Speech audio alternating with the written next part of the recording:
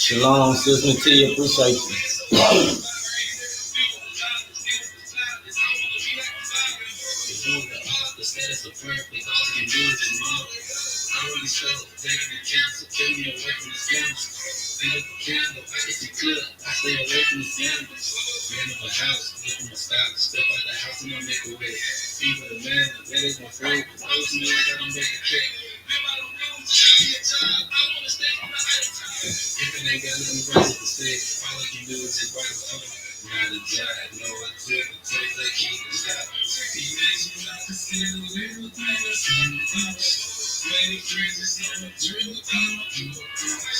Shalom, Octubaya.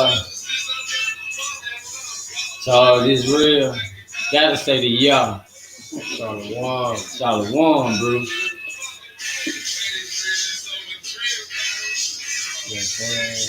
Maria checking in the building. Shalom. Oh yeah, too, buddy. Y'all willing, Hebrew. No doubt.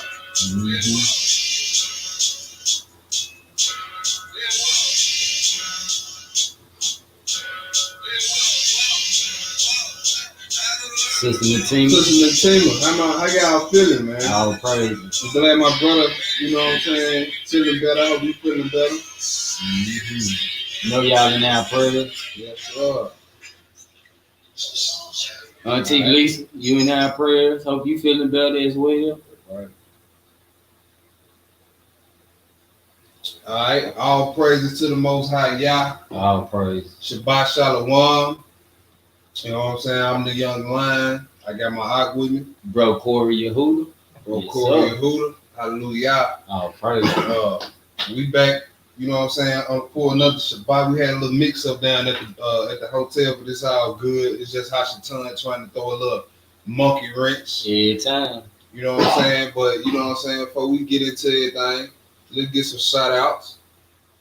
Sister Tennis Davis, shout out. Facebook user, shout out, whoever you are. who it is on Facebook. Probably mama. Sister Natima, shout out. My brother Andre, shout out. Brother Big Bro Rob, shout out. Mike Parker, shout out. Who's that? King in the Making, one, shout out. Tubaya, shout out. My mom's in the chat, shout out. Charles Israel, boy, you better not. You better not. Not say the Yah. Look. Now I don't think y'all heard. You better not forget that Yah. You heard me? Shout out, Hebrew. What's good, y'all?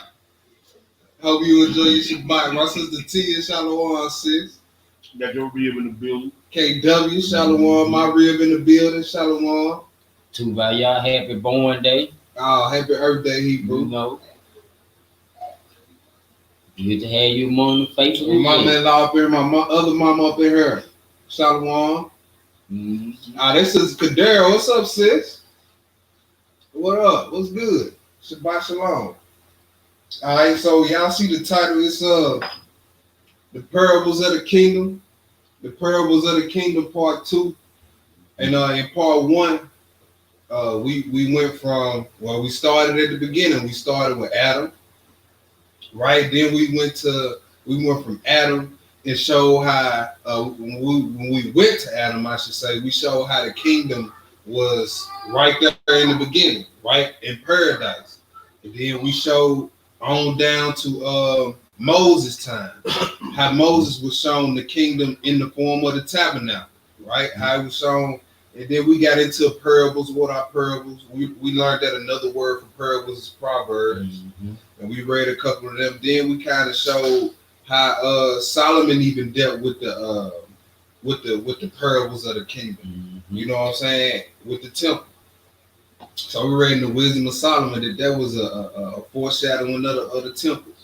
Right, and then we finally came on down to the Messiah, how he expanded on the kingdom of heaven through parables, as well as the understanding of the temple. That's right, and we also went through a few of the prophets that talked about the kingdom.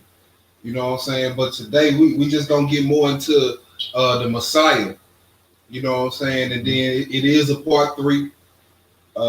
Don't have a title to it yet, but it is a part 3 coming if it's the Most High's will. But we're gonna look at some of these parables today because the things that he laid out in these parables was keys or clues for us. You know what I'm saying, on how to enter into the kingdom. So like gates of wisdom and knowledge. That's right. That's right. And to you know what I'm saying, like he'll say the kingdom of heaven is like this, and then he'll liken it to a situation that everybody was familiar with. And then he will teach you a lesson. Look, basically saying, if you want to get into the kingdom, well, you need to pay attention to this story about this specific subject matter that I just told you about. Whether it be forgiveness, whether it be prayer, whether it be fasting. Hey, can y'all turn that down? Turn it down. Whether it be, you know what I'm saying? Whether it be clean, praying, fasting. You know what I'm saying? Just staying prepared. Or whatever it is. So let's start. We finna start this off in Psalm 78. Let's start this off in Psalm 78. We didn't get to read this in the last lesson, but we're gonna read it this time. Psalm 78. Read verses 1 through 5. Hebrew. Psalm 78, 1 through 5. All right. Psalm 78, verse 1 through 5. Go ahead. Psalms 78. It says, "Give ear, O my people, to my law. Incline your ears to the words of my mouth. Y'all see that? Go ahead. I will open my mouth in a parable." All right, so this David is speaking by the Spirit, right? He's saying, I will open my mouth in a parable. Now, this prophesying about the Messiah, how he will be teaching when he came on this earth, right? He said, I will open my mouth in a parable. Go ahead. I will utter dark sayings of old. I will utter dark sayings of old. Go ahead. Which we have heard and known, and our fathers have told us. We will not hide them from their children. Yeah. Showing to the generations to come the praises of Yahweh and his strength and his wonderful works that he have done. Yeah. For he established a testimony in Jacob and appointed a law in Israel, which he commanded our fathers, that they should make them known to their children. All right, let's go to the next spot. Let's go to Matthew 13. So when we finished the last lesson, we stopped on the parable of the sower, right? So we finished it. So he likened the kingdom of heaven unto a sower that went out to sow seed. You see what I'm saying? And when we got to the end of that parable, we learned that the different soils was different mindsets, how they receive the word. So if yours fell on a certain ground, if it didn't fall on good ground, you pretty much threw booking in the end. You know what I'm saying? So if you want to make it into the kingdom of heaven, what we learned from the parable of the sower, you have to not only accept the word, but you got to bear fruit. All right, so now let's get into the next parable, the parable of the wheat and the tares. The parable of the wheat and the tares, and that's Matthew 13. Matthew 13, and we're going to pick it up at verse 24. All right. Matthew 13, and we're going to pick this up at verse 24. When you get it, Hebrew, go ahead. All right. Matthew chapter 13, verse 24. Yeah. And it reads, "Another parable put he forth unto them, saying, The kingdom of heaven is likened unto a man which soweth good seed in his field. Okay, go ahead. But while men slept, his enemy came and sowed tares among the wheat. I see the enemy always has a motive, right? Why is he coming to sow a different seed In another man's yard. in another man's yard?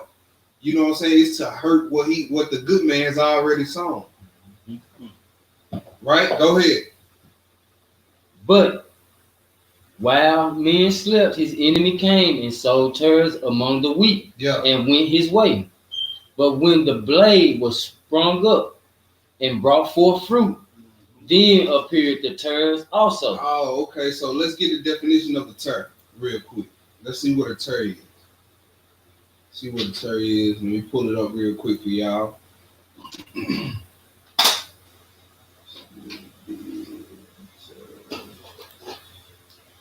All right, let me do a screen share real quick. Mm-hmm. We do a screen share.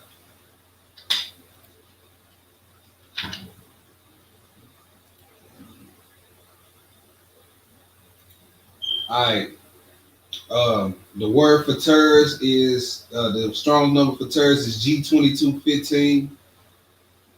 G2215, and the outline of biblical uses is a kind of darnel, resembling wheat, except the grains are black.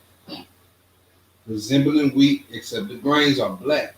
Strong's definitions: darnel or false grain. False grain. Y'all see that? False grain. So this is what a tare is. It's something that looks like wheat, but it's really not wheat. Mm. So is the tares describing devil worshippers? And no, the tares is not describing it. The tares is describing pretenders. Pretenders in this walk. Preachers. You see what I'm saying? Preachers, pretenders. Who, you see what I'm saying? Who got a form of godliness, but deny the power thereof. Mm-hmm. Come on, man. So what do we get out of this parable? There's pretenders in this walk. Already. There's hypocrites in this walk. Mm-hmm. This is what this parable is about. This is a warning shot to the hypocrites and the pretenders. Right? Go ahead. Verse 26, Yeah. and read again. But when the blade was sprung up and brought forth fruit, then appeared the tares also. Mm. So the servants of the householder came and said unto him, Sir, didst not thou sow good seed in the field? Mm. From whence then have it tares? He said unto them, An enemy have done this. Mm. The servant said unto him, Wilt thou then go and gather them up? He said, No, lest you gather up the tares, you root up also the wheat with them. You see that? So don't ever leave your heritage because it's some bad seeds planted. That's right. Just because you hear a lot of people say stuff like, man, I left the Sunday church to come to this. Mm. Then you look up there making videos of why I'm not a Hebrew Israelite anymore. Mm-hmm. You see what I'm saying? You must then read the parable about the wheat and the tares. They got to grow up together. Together. You're doing strife and hardship. But see, you know what a farmer with a carnal mindset, what we'd do if we saw tares growing up with our wheat, we'd snatch the tares up, not knowing that we snatching wheat up too. That's Mm-hmm. right. That's right. But you know what the master planner said? No, let them grow together. Mm-hmm. Let them grow together, because in the end, I'm going to separate. Come on, bro. Mm-hmm. So the tares are those who appear to be righteous, but in the end, you're going to find out they didn't really bear no type of fruit. They just looked righteous. Nah. You know what I'm saying? The brother just had the fringes on with the beard, Mm. was on the street corners. But when the cameras weren't around, you see what I'm saying? It was a different story. Fireworks. It was a different Ready to go story. and celebrate a holiday. That's what I'm saying. It's a different story. This is what this parable is about. What verse you at? I'm at verse 30. Go ahead. Let both grow together until the harvest. Yeah. And in the time of harvest, I will say to the reapers, gather you together. Gather you together first the tares, Mm. and bind them in bundles to burn them. To do what? To burn He them. said bind them in bundles so that they can be burnt. Go ahead. But gather the wheat into my bone. But gather the wheat into my barn. Now these next two parables we're going to get into on the third part. So we're going to skip down and get the explanation of this parable of the wheat and tares. Skip down to verse 34. Read 34 and 35 and go. Let's keep reading. Verse 34. Yeah. Read. All these things spoke Yahshua unto the multitude in parables. Uh-huh. And without a parable, he spoke not unto them. Ooh. Go ahead. That it might be fulfilled which was spoken by the prophet, saying, I will open my mouth in parables. That's right. And I will utter things which have been kept secret from the foundation of the world. So who ever heard of these parables before the Messiah came on the scene? Nobody. So he uttered parables people ain't never heard before.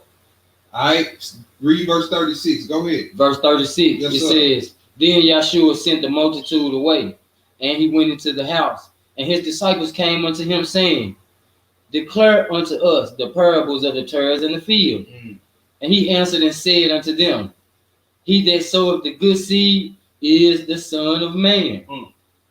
The field is the world. The good seed are the children of the You kingdom. see that the good seed are the children of the kingdom. You see, that's a distinction right there. So everybody's not children of the kingdom. That's right.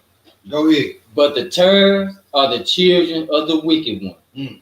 The enemy that sold them is the devil. You see that so there's people in this walk that's claiming to be Israelites that were planted by Hashatan. Yeah. Come on now. To resemble a child of the kingdom. To resemble a child of the kingdom, like the old boy that claimed to be the comforter.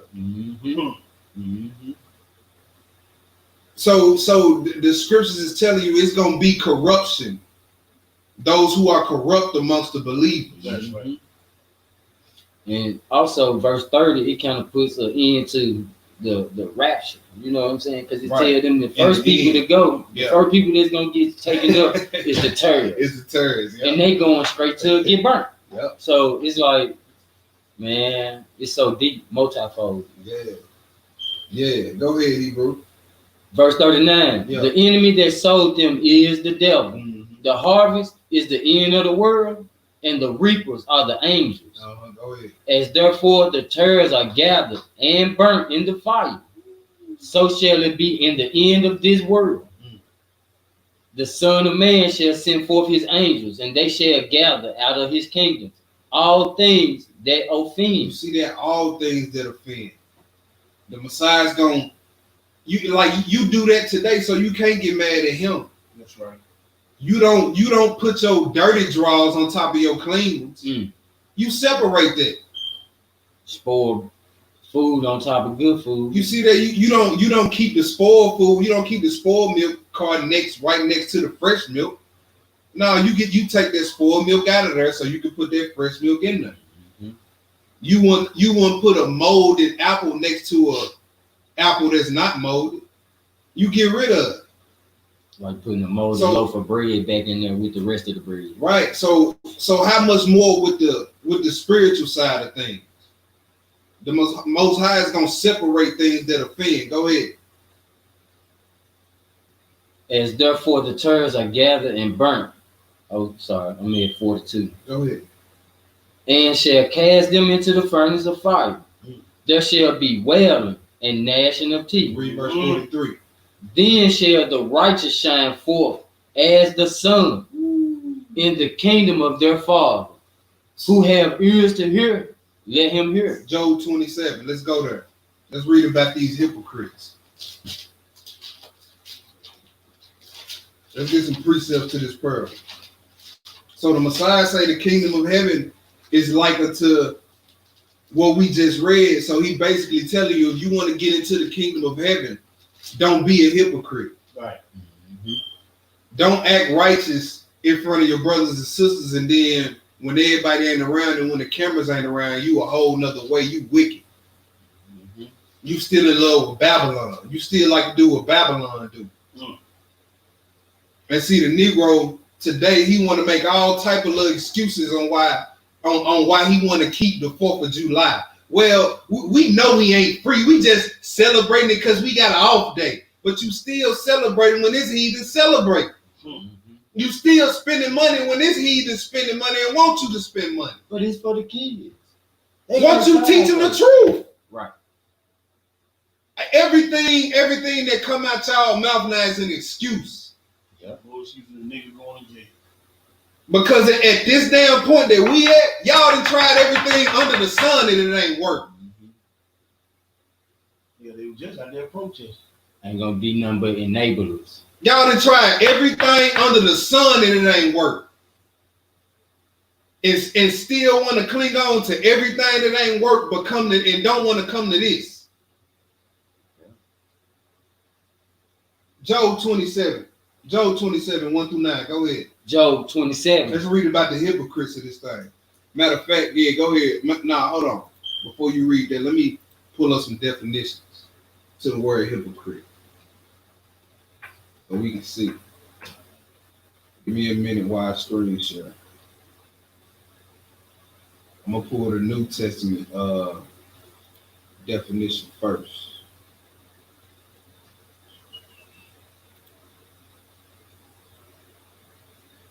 One second, y'all. I'm pulling it up. All right, I'm finna screen share it so y'all can see it. We're gonna look at both definitions, New and Old Testament. And pulling the New Testament now. All right, so the Strong's number New Testament for hypocrite is G5273. G5273 outline biblical usage. One who answers, an interpreter, an actor, Stage player, a dissembler, pretender, hypocrite. So if you a hypocrite, you an actor, you a stage player, you a pretender, you a clown. In other words, a dissembler is a liar. Mm-hmm. A dissembler is a liar. Y'all heard that? Strong's definitions. An actor under an assumed character. Stage player. Come on, bro. Figuratively a dissembler. All right. So now let's get the Old Testament definition of hypocrite. So you can put them both together. So you can get a full understanding of when you read the word hypocrite in the scripture of what it's talking about.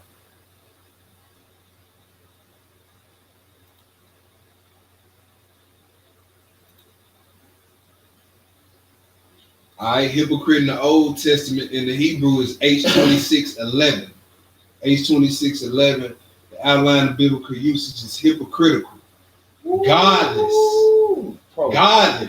profane, hypocrite, irreligious. Look at the Strong's definition. Soil. Look what they say. Soil with sin. Impious. Unholy. Hypocritical. So you got godless, you got stage player. Woo-wee. You got some profane. So this is what the parable of the wheat and tares about. It's shots fired to all the hypocrites.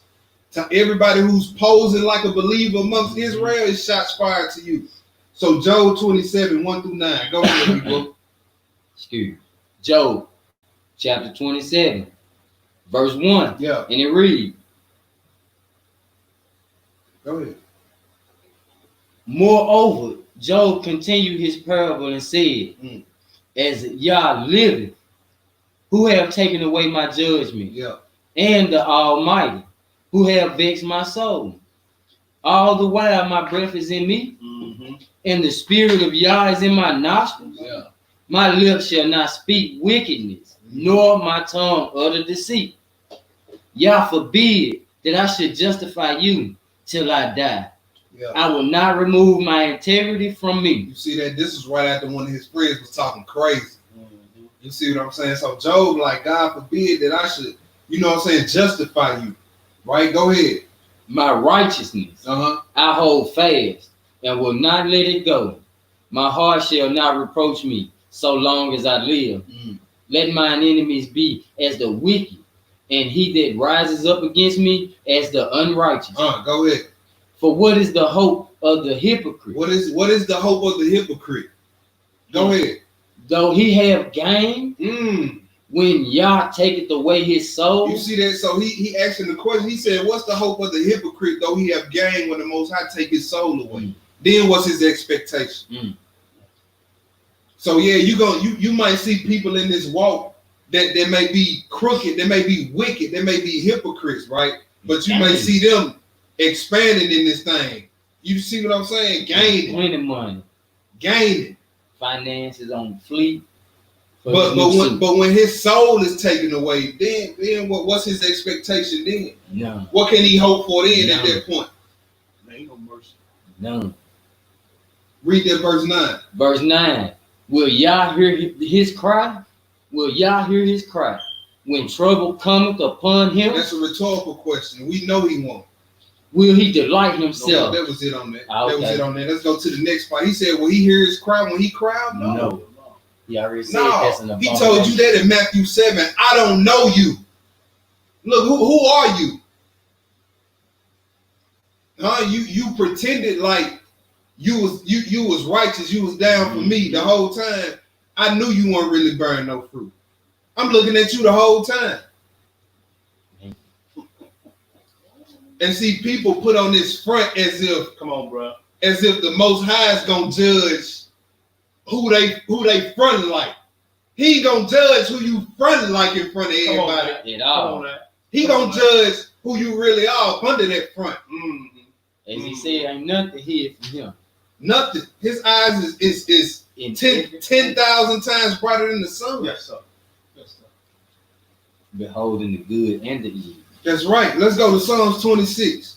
Psalms 26. They think they're gonna snake out of it. Boy. Psalms 26, 1 through 6. Psalms 26, verse 1, and it reads, Judge me, O Lord, for I have walked in mine integrity. I have trusted also in the Lord, therefore I shall not slide. Examine me, O Yah, and prove me. Try my reins and my heart. You see that? So David, we need to be able to be this bold. Like, hey, Most High, try me, see where I done went off at. See if I'm gonna go off. That's right, go ahead.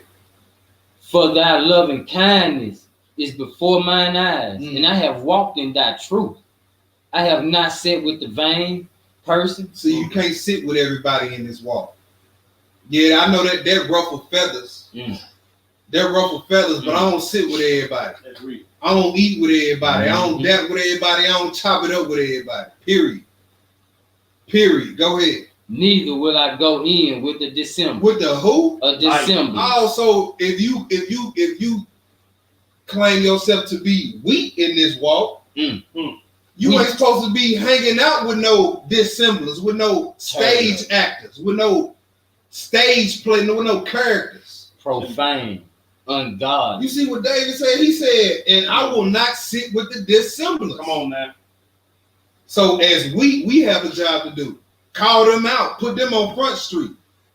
And why he not gonna sit with them, he clearly tell you. Because we read that the evil man, Satan, planted the tares. So why would we idly sit by as children of the kingdom and just let these Negroes sit and fester amongst us? Come on, brother. We had a lot of people at the old class get mad at us because, yeah, we called the head teacher out. Simple. Because he was being a dissembler at the time. Pharisee. And amongst a bunch of other brothers. Called them out. Because when you reading the Proverbs, it say, man, he who is a friend with sin, he who he who reproves him shall receive a blessing. That's right. You might save his life. His blood might not be on your hands. And if you don't save his life, you're gonna save somebody else, like who was thinking about doing what he was doing. Because he a leader and you think that that's all right because you saw him doing it. You might save that brother life. See, we don't sit with dissemblers and hypocrites. Don't. All right, let's go to the next spot. We go to the When you next spot. finish it out, we was at 4. Did you want to go and get 5 and 6? Just read 5. Read 5 and 6. Verse 5 says, Yeah. I have hated the congregation of the evildoers. Oh, we can. We ain't supposed to hate. Oh, what David said. I have hated. the congregation. That's a lot of people. That's consisted of people. Come on, brother. A lot of evildoers. He ain't got no love for. Yeah, I hated the congregation of evildoers. Go ahead. And I will not sit with the wicked. And I won't even sit with them. I will wash my hands in innocence. So will I compass thine altar, O Yahweh. That's the only way you compares it is if your hand is innocent. Come on, brother. See what I'm saying? Let's go to the next spot. Wisdom of Solomon. Bring that thunder. Wisdom of Solomon 2. Because we read that the wicked gonna be bundled together, thrown in the fire, and the righteous gonna shine like the sun, right? I know when he said fire, he was talking about the lake, right? That lake. You sure one talking about a little humidity in the summertime.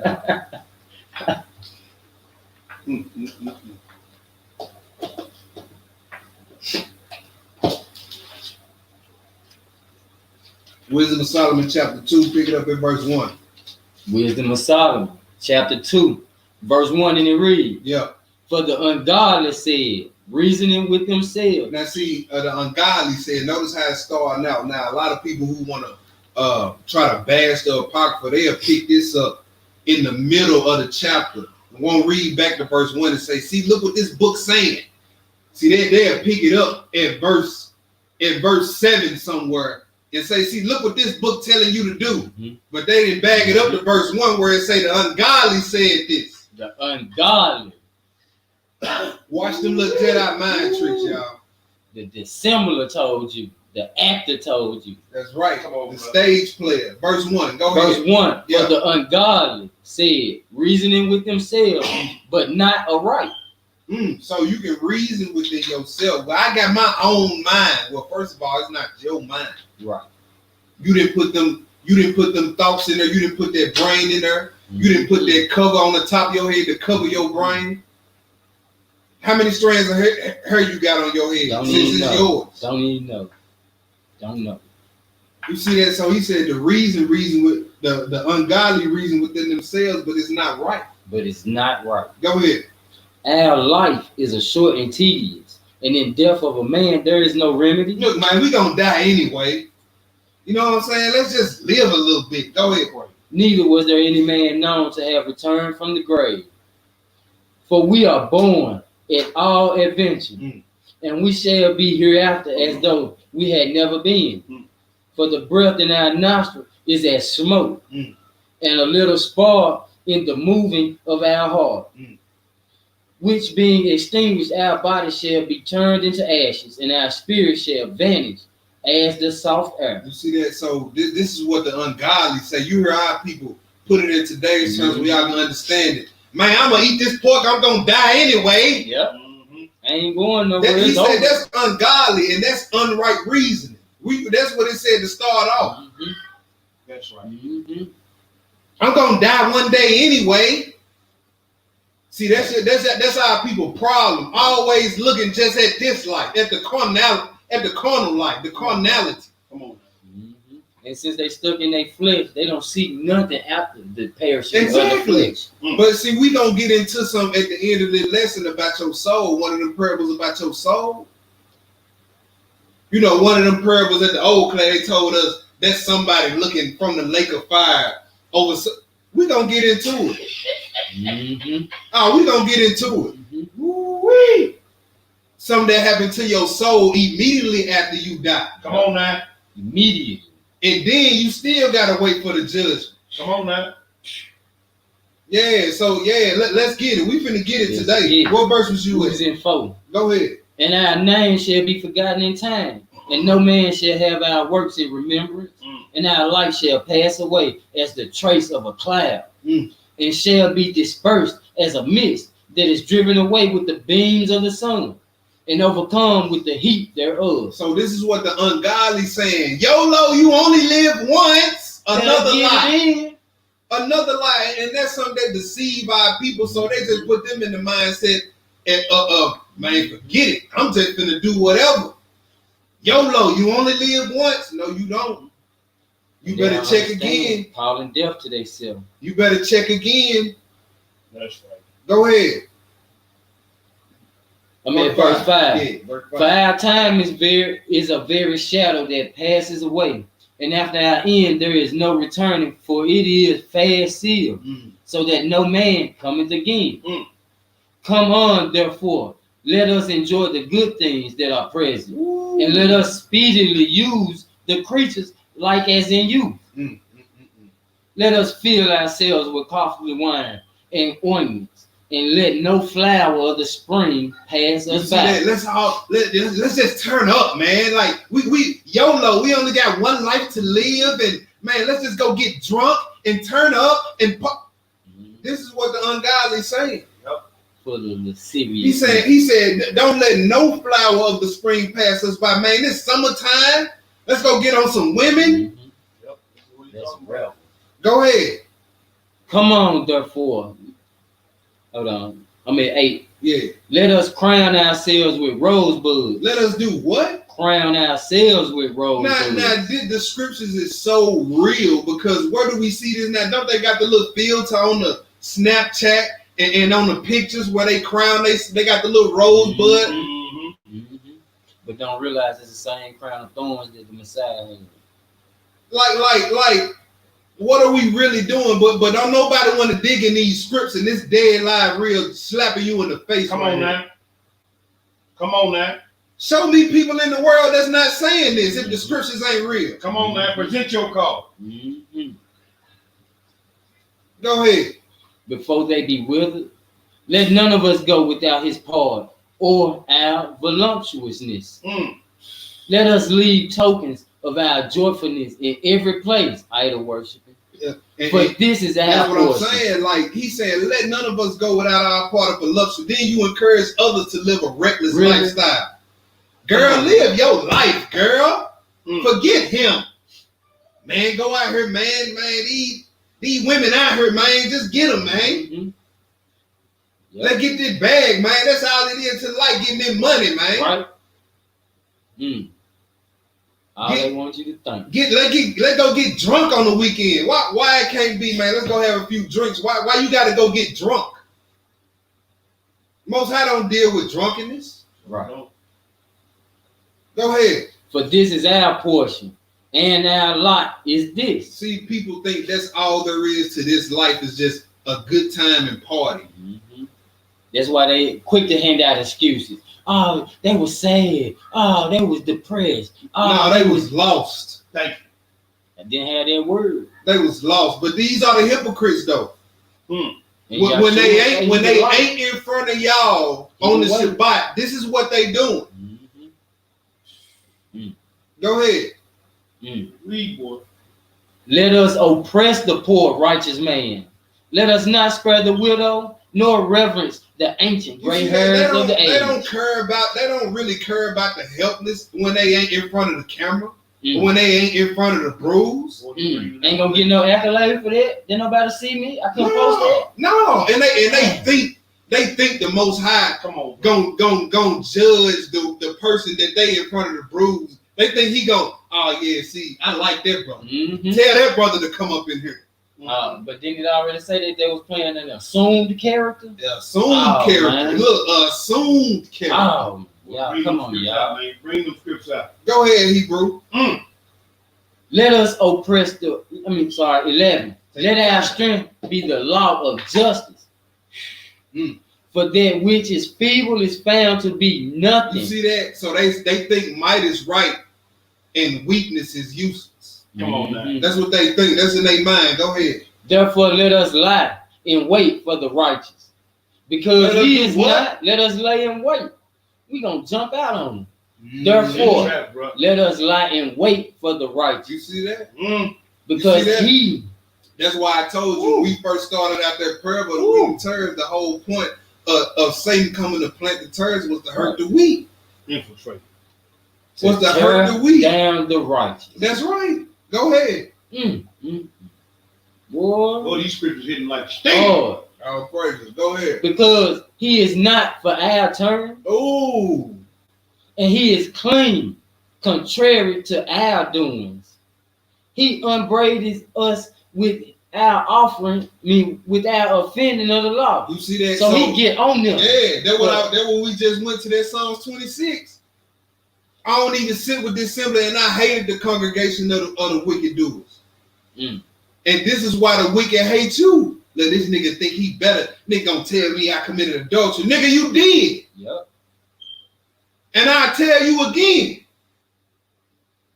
Because your partner told you what you did wasn't wrong. Yep. Mm-hmm. He congratulated, high five, give you a pound. That's Tom tell me I'm lying. Mm-hmm. Mm-hmm. Hypocrites. Go ahead. And objective to our infamy, the transgression of our education. He professes to have knowledge of Yah, and he called himself the child of Yahweh. You see that? So cause they'll get mad at us because we don't walk around and say, man, we all sinners. Look, I'm not claiming that. No. We claim we at war with sin. Yep. That's right. We don't claim we sinners. Sin. We turn from that. Sinners is habitual lawbreakers. I'm sick. You ain't sick. No, brother. Mm-hmm. This is a place for sick folks. Mm-hmm. That's what he said. Huh? Look here. I'm sick. But look you Come on, you man. see what he's portraying, the what role in the scripts he's portraying. Come on, man. Mm-hmm. You know, Right? Go ahead. We still reading about the hypocrites. Go that's ahead. the symbol. Yeah. He professes to have knowledge of Yah, Mm. and he called himself the child of Yahweh. He was like, He was made to reprove our thoughts. woo. Mm. He is grievous unto us to behold. Oh, But wait. his life is not like other men's. Man. His ways are another fashion. Woo! Look at verse 16. Go ahead. We are esteemed of him as counterfeit. So yeah, He's that's gonna why I call don't him like you. fake. You fake, bro. That we supposed to be calling the turds out. You a pretender, bro. We supposed to be calling them out. He say we are esteeming him as counterfeit, man. That dude think we fakes. Go ahead. You know you. He know you are fake. He abstaineth from our ways as from filthiness. Mm-hmm. He pronounces the end of the just to be blessed. That's right. And he maketh his boast that Yah is his father. All And praise not to the man. Most High. And not man. That's right. See, when you ain't following the crowd, following man like everybody else doing, and you stand on the Most High, They you don't stand like on it the for that. foundation he gave you. Oh, they think you wicked. Mhm. You won't, man. They think you wicked. Go ahead. Let us see if his words be true. Let us prove what shall happen in the end of him. For if the just man be the son of Yah, he will help him and deliver him from the hands of his enemies.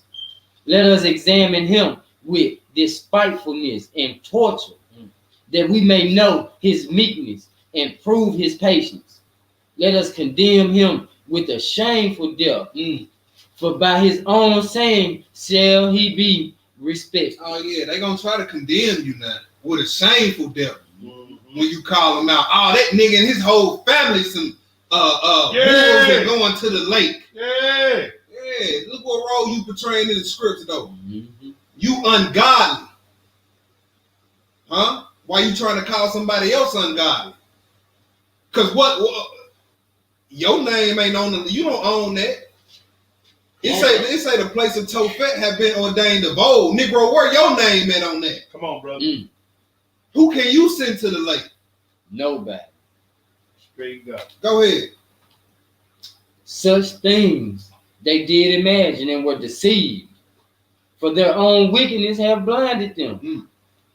As for the mysteries of Yah, they know them not, neither hope they for the wages of righteousness. See, the turds don't really know the mysteries of the kingdom.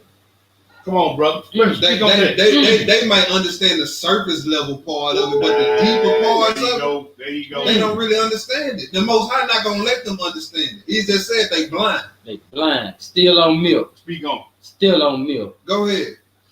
Again, I'm gonna read that again. Yeah. As for the mysteries of Yah, they know them not, neither hope they for the wages of righteousness, nor discern the reward for blameless souls. For Yah created man to be immortal, That's right. and made him to be an image of his own eternity. That's right.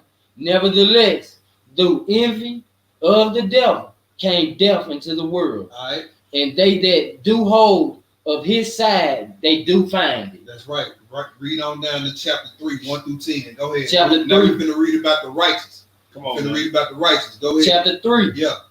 verse 1. But the souls of the righteous are in the hand of Yah. That's right. So if the souls of the righteous are in the hand of Yah, who are the soul of the ungodly? Who are their whose souls are their hands in? You already know the bid. We read who planted them. That's Right. So he in their hand and he got the seed in their hand and he That's dropped right. them in the ground. Come on, And man. Yahweh said, y'all are the seeds of y'all father. Y'all father. Go ahead. And there shall be no torment touch them. Mm. In the sight of the unwise, they seem to die. Mm. Woo. And their departure is taken for misery. That's right. And they're going from us to be a utter destruction. And see, now you read the testament of Abraham, right? You get into that testament of Abraham, it talks about death, how the spirit of death, before it's assigned to, before you call to your death, he called the spirit of death before his face. Michael the archangel tells death to come before his face, and the Most High commands death how you gonna die. Treat him this way, make him go out with agony, be joy unto him. Mm-hmm. You see what I'm saying? So Mhm. for the righteous, go ahead. We see where the righteous gonna be at. Come on, bro. Now he already told you to the unwise, they just seem to die. Yeah. And their departure is taken for misery. Yeah, so you might die, and your enemies might outlive you. And they might think They that might you say, can "Yeah, look, utterly see, look at that destroy. nigga. See, we told y'all. Mm-hmm. We told y'all. Yeah. You don't know. You But- don't know what's going on." So, no, bro. Now it says, and they're going from us to be utter destruction. This is what they think. Mm-hmm. But they are in peace. The righteous are in peace. Mm. All this stuff that they just did was nothing. That's right. For though they be punished in the sight of men, yet it is their hope full. They're hopeful of immortality. That's right. And having been a little chastised, they shall be greatly rewarded. Mm. For Hallelujah. Yah proved them and found them worthy for himself. That's right. As gold in the furnace have he tried them and received them as a burnt offering. Hallelujah. And in the time of their visitation, they shall shine and run to and fro like sparks. They should do what? Yes, sir.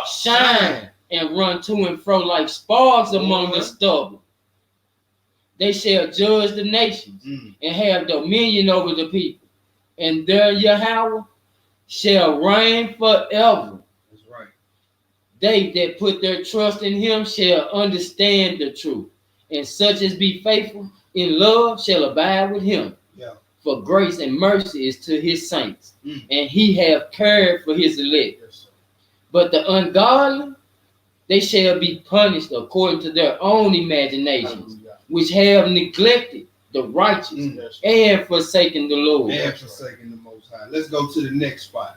Sirach 21. Sirach 21. Then we moving on. Sirach 21. Sirach 21, 9 through 10. Sirach 21, verse 9. Yeah. And it reads, the congregation of the wicked is like tow wrapped together. It's like toe wrapped together. Mm-hmm. That's what we read in that parable. He said, gather the tares up like in bundle Yeah. and get them ready for the fight. Go ahead. And the end of them is a flame of fire Woo. to destroy them. Woo. Go ahead. The way of the sinner is made plain with stones. You see that the way of the sin is made plain. So a life of sin, Is easy. just by at the eye's view, it looks good, but you don't see that deal sloping down. And the longer you walk it, you don't notice yourself. It's steady sloping down to hell. He said the way of sinners is made plain. Yep.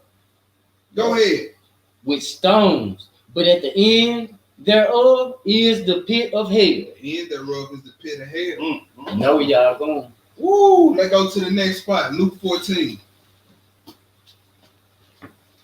That was the parable of the wheat and tares. So if you want to make it into the kingdom, thou shalt not be a dissembler or a stage play. Or as we know, a hypocrite. A hypocrite, exactly. A lot of folks ain't gonna make it, bro. Yeah, they don't want to be responsible for their own actions, man. All these are choices. You chose it. Let's see. What I say, Luke 14. No, I'm sorry. Let's go back to Matthew 13. I'm sorry, y'all. My bad. We're going to go to Matthew 13. Matthew 13. My bad, y'all. Matthew 13. All right, we just knocked out the sword of wheat and tares. Mm-hmm. Let's get, we in Matthew 13, 44 and 45. 44 and 45. All right, Matthew chapter 13, Uh-huh. verse 44, and it reads, 44 through 46, my bad. Again, the kingdom of heaven is like unto a treasure hidden in the field, Uh-huh. the which, when a man hath found it, he hideth it. Mm. And for the joy thereof, he goeth and selleth all that he hath. He do what? He go and sell all that he hath. Okay. And he buyeth a field that he found the stone in. Dang, it's cold. Again, the kingdom of heaven is like unto a merchant man seeking goodly pearls, Uh-huh. who, when he had found one pearl of great price, he went and sold all that he had and bought it. All right, so these parables right here is when somebody hears the truth, you can say, or when brothers hear the mysteries of the kingdom are revealed to them. Because on a surface level, you can say, all right, this is when you first hear the truth. All right, so when you first hear the truth, you don't necessarily understand everything. Mm-hmm. Right? You could be in the truth for 4 or 5 years, or your first 2 years just keeping the Torah, not really understanding the parables of the kingdom or the mysteries of God. And then when the parables is unlocked, when the mysteries of the kingdom is unlocked, you thoroughly convinced at that point. You like, oh, I know nothing ain't turning me from this truth now. So all you had. You sold all you had. So what we getting out of this is what you supposed to give up everything for this kingdom. Come on, once man. you find out what this thing really about, don't nothing else matter. Mm-hmm. Don't nothing else matter. You see this man, it says he's seeking goodly pearls, and when he had found one of a great price, That's right. he went and sold all he had. House, car, shoes, everything he didn't need. Just to obtain this one pearl. So let's go to the next spot. Now let's go to that Luke 14. Let's get some precepts. All right. Let's go to Luke 14. Let's get some precepts. Luke 14. 25 through 33. 25 through 33. All right. Let me pull some up.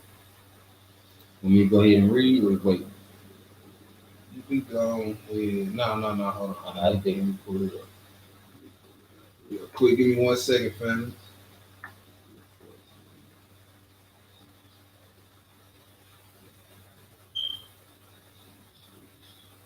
I want to look at a word here. We in Bible study. We in Bible study class. Come on, I'm not man. just gonna speed read through a couple of scriptures, halfway explain them, and then see you on about your way. Now we gonna get into it.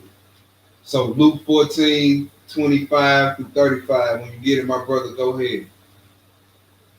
Luke chapter 14, verse 25. Yeah. And it reads, and there went a great multitude with him, and he turned and he said unto them, if any man come to me and hate not his father, And do what? and hate not his father. That's a strong word, ain't it? Man, the strongest over, man. Go ahead. Not his father and mother and wife and children and brethren and sister. Yeah. And his own life. Also, he cannot be my disciple. You cannot be my student. You cannot be my student if you don't hate your mother. Now somebody say, well, that's a contradiction. See, how in one place he gonna say honor your mother and father, then he say hate. Well, I knew the simple would be watching. I knew the simple would say something like that. So let's get this word hate.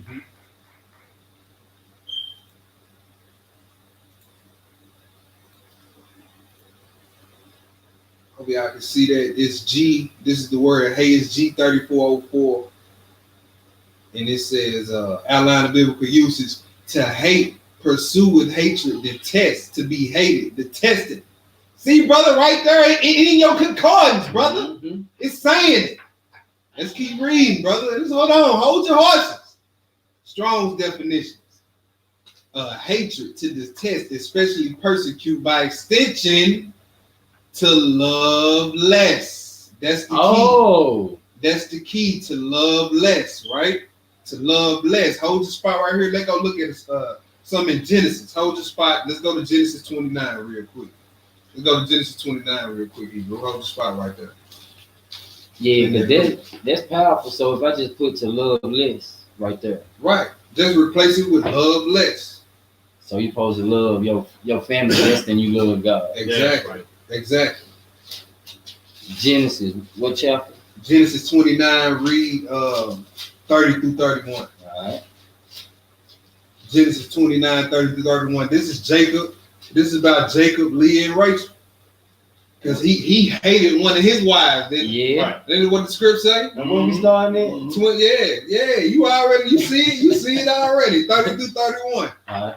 Genesis verse 30. Yeah. And it reads, and he went in also unto Rachel. Uh-huh. And he loved also Rachel more than Leah. He did what? He loved also Rachel more than Leah. Okay. And he served with him yet 7 other years. 31.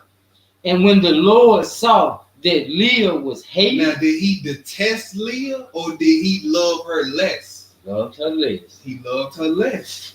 So don't let nobody get you on that. Let's go back to that Luke 14. So now we know what the Messiah is saying. Like, you got to hate them if you want to be my student. Because the simple is just say, see, right there, that's contradiction. That's why I don't read that Bible. Mm-hmm. They're not intelligent. Yeah, you don't even know what you're talking about. Only can deal with milk.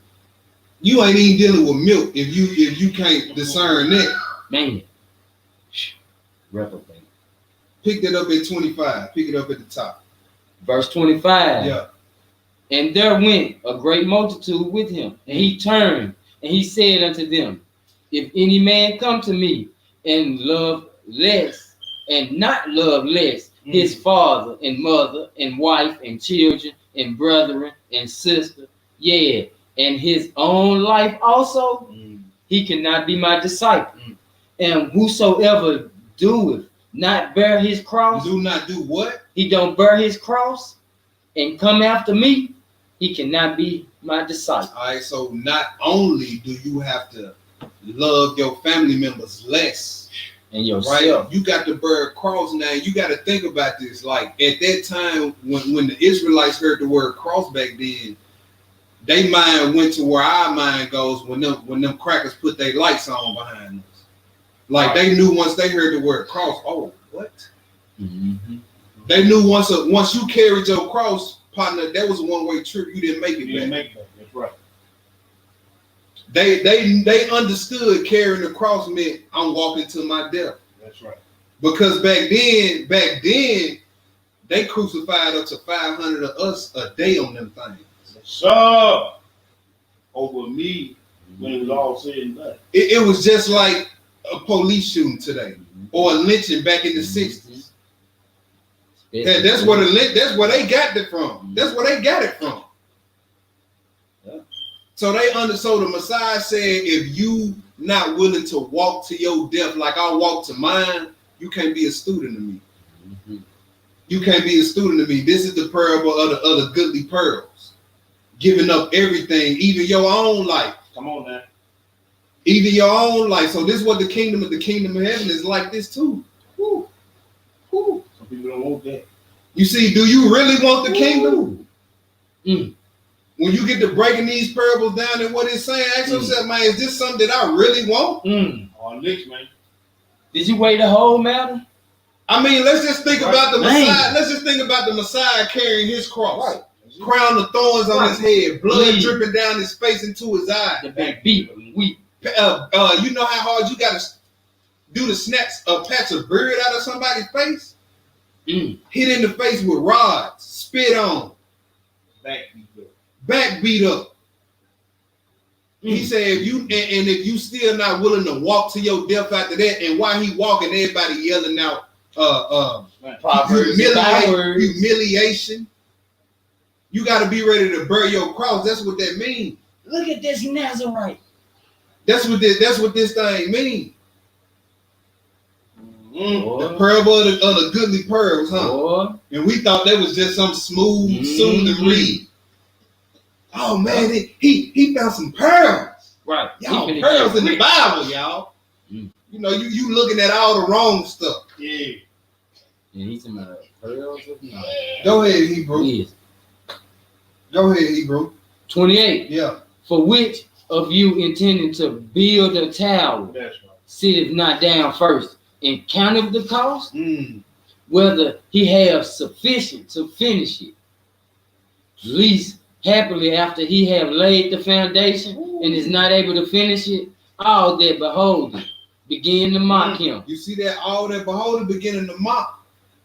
So before you if you watching this, before you start this thing, like you need to really sit down and count the cost. Am I really ready to give up this little popularity? Am I really ready to lose this little money? All this little fame, this little social media status I got? Can I afford to not do this thing? You see that's a question that needs to be asked before you put your hand on this plow too. Yep. Can I afford to start and not finish? No, you definitely can't afford that. See somebody who get in this thing and fizzle out, they didn't. That's somebody who more than likely did not sit down before they got into this, and they didn't count the cost. It was just a phase. Yeah. It was just a phase to keep somebody else satisfied. See what it was. So nobody else won't say nothing to you. That assumed character got to him and told him it was gonna be easy. Exactly. Now this thing easy, bro. Exactly. Or some people think they can coattail another righteous brother into Come on, bro. No. Nah. Like my brother say, every tug got to sit on his own bottom at the end of the day. Mm-hmm. Keep reading, Hebrew. Verse 29 again. Least happily after he have laid the foundation and is not able to finish it, all that behold it began to mock him, saying, this man began to build and was not able to finish it. Or what king goes to make war against another king, sitteth not down first and consult whether he be able to with 10,000 to meet him that commanded against him with 20,000? Or else, while the other is yet a great way off, he sendeth an ambassador and desires the conditions of peace. So likewise, whosoever he be of you that forsaketh not all that he have, he cannot be my disciple. Straight up and down. He can't be my disciple. Get going somewhere else with that. Let's go to the next spot, Luke 11. Luke 11. Let's get some more pearls. Luke 11. That was the precept to the parable of the goodly pearl. Gotta be willing to give up everything. Relationships, family relationships, intimate relationships, business relationships, status, money. You know what I'm saying? Our brother Prime walked away from millions to keep the law of the Most High. All praise. All praise. You know what I'm saying? How many brothers can say they can do that? No. Unless they done did. You know, that's the same thing Moses did. He had a chance to be Pharaoh's grandson and be born into riches. But it say in Hebrew, he chose to suffer with his people, esteeming the reproach of Christ higher than them riches. That's right. Esteeming the reproach of Christ. So he knew who he was dealing with. That's how that in the Hebrews. So look, bro. Hebrews 11 to be exact. We in Luke 11 right now, though. We in Luke 11. Luke 11, 1 through 13. Go ahead, Hebrew. Luke chapter 11, verse 1, and it reads. Yeah. And it came to pass that as he was praying in a certain place, when he seized one of his disciples and said unto him, Lord, teach us to pray, as John also taught his disciples. All right, so it was a certain way that the Messiah was getting down while he was praying that made his disciples want to pray like that, right?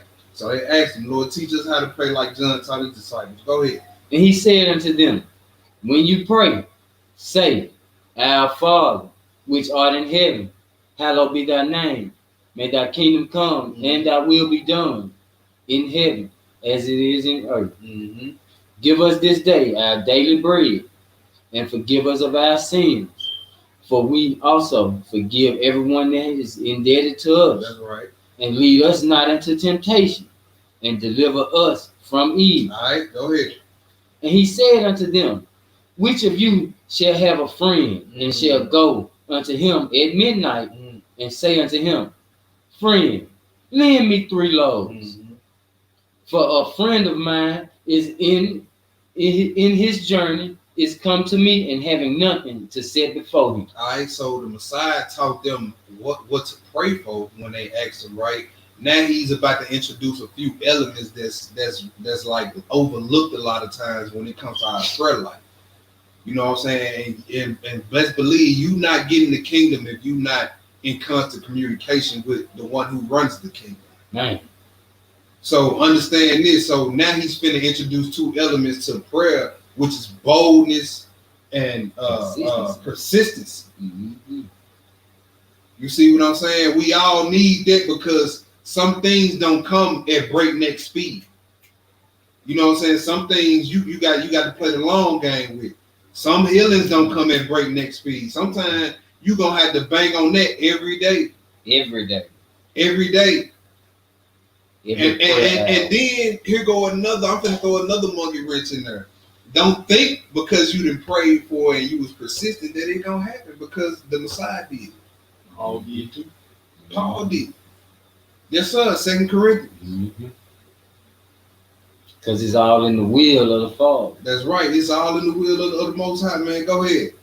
So we finna get into this prayer. Go ahead. You want me to finish up 7? Yeah. Keep reading through 13, bro. All right. Yeah. And he from within shall answer and say, trouble me not, the door is now shut, and my children are with me in bed. I cannot rise and give thee. I say unto you, though he will not rise and give him, because he is his friend, yet because of his importunity, he will rise and give him as many as he needs. I say unto you, ask, and it shall be given you. Seek, and ye shall find. Knock, and it shall be open unto you. So let's get this word importunity. It's G335. Let me screen share it for y'all real quick. Come on with it, brother. Share the screen so y'all can see this. All right. It's G335. Importunity, it says shamelessness, impudence. That's how you got to come to the throne. Don't think I know the Most High getting tired of me asking him about this. No, he ain't. You coming? No, he ain't. Imagine somebody come. Imagine you needing something from a brother or sister at 12 o'clock in the morning. You're not gonna be. You're gonna make sure that they hear you. That's right. Not gonna like the police. You're not gonna be. Well, didn't nobody come to the door. I guess I go. No, you go. Hey, Corey, wake up, bro. I'm gonna come to the door, bro. You knocking like the police, bro. No, and look, in here. Even though I know my brother is gonna go off on me when he come to that door. I got you. Whatever you need. And if he come knocking on my door, I'm gonna be like, boy, what's wrong with you? Then at the end of that, I'm like, man, here, bro, you already know it's all good. No, you must need. He came at this hour. You heard me? It says shamelessness, impudence. Strong's definition. It says impudence, importunity. Right? So we gotta be shameless and bold before the throne of the Most High when we praying. Insistent. Right? This is the type of prayers that's gonna be effective towards getting us into the kingdom, y'all.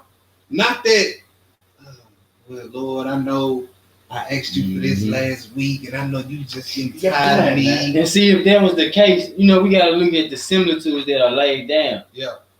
The Levites offer sacrifices all day long. They really ever all stop. Day long. That's right. So then one of them was like, "What? Then he ain't getting tired of this sacrifice." Right. We done took a couple scapegoats out. And we then took some sin offerings. And then look, while they doing that in the heavens, the same thing is going on. The Ain't angels. shit, bro. So when our prayer is going up, the angels got the incense in the heavens. You read that in Revelation. Yep.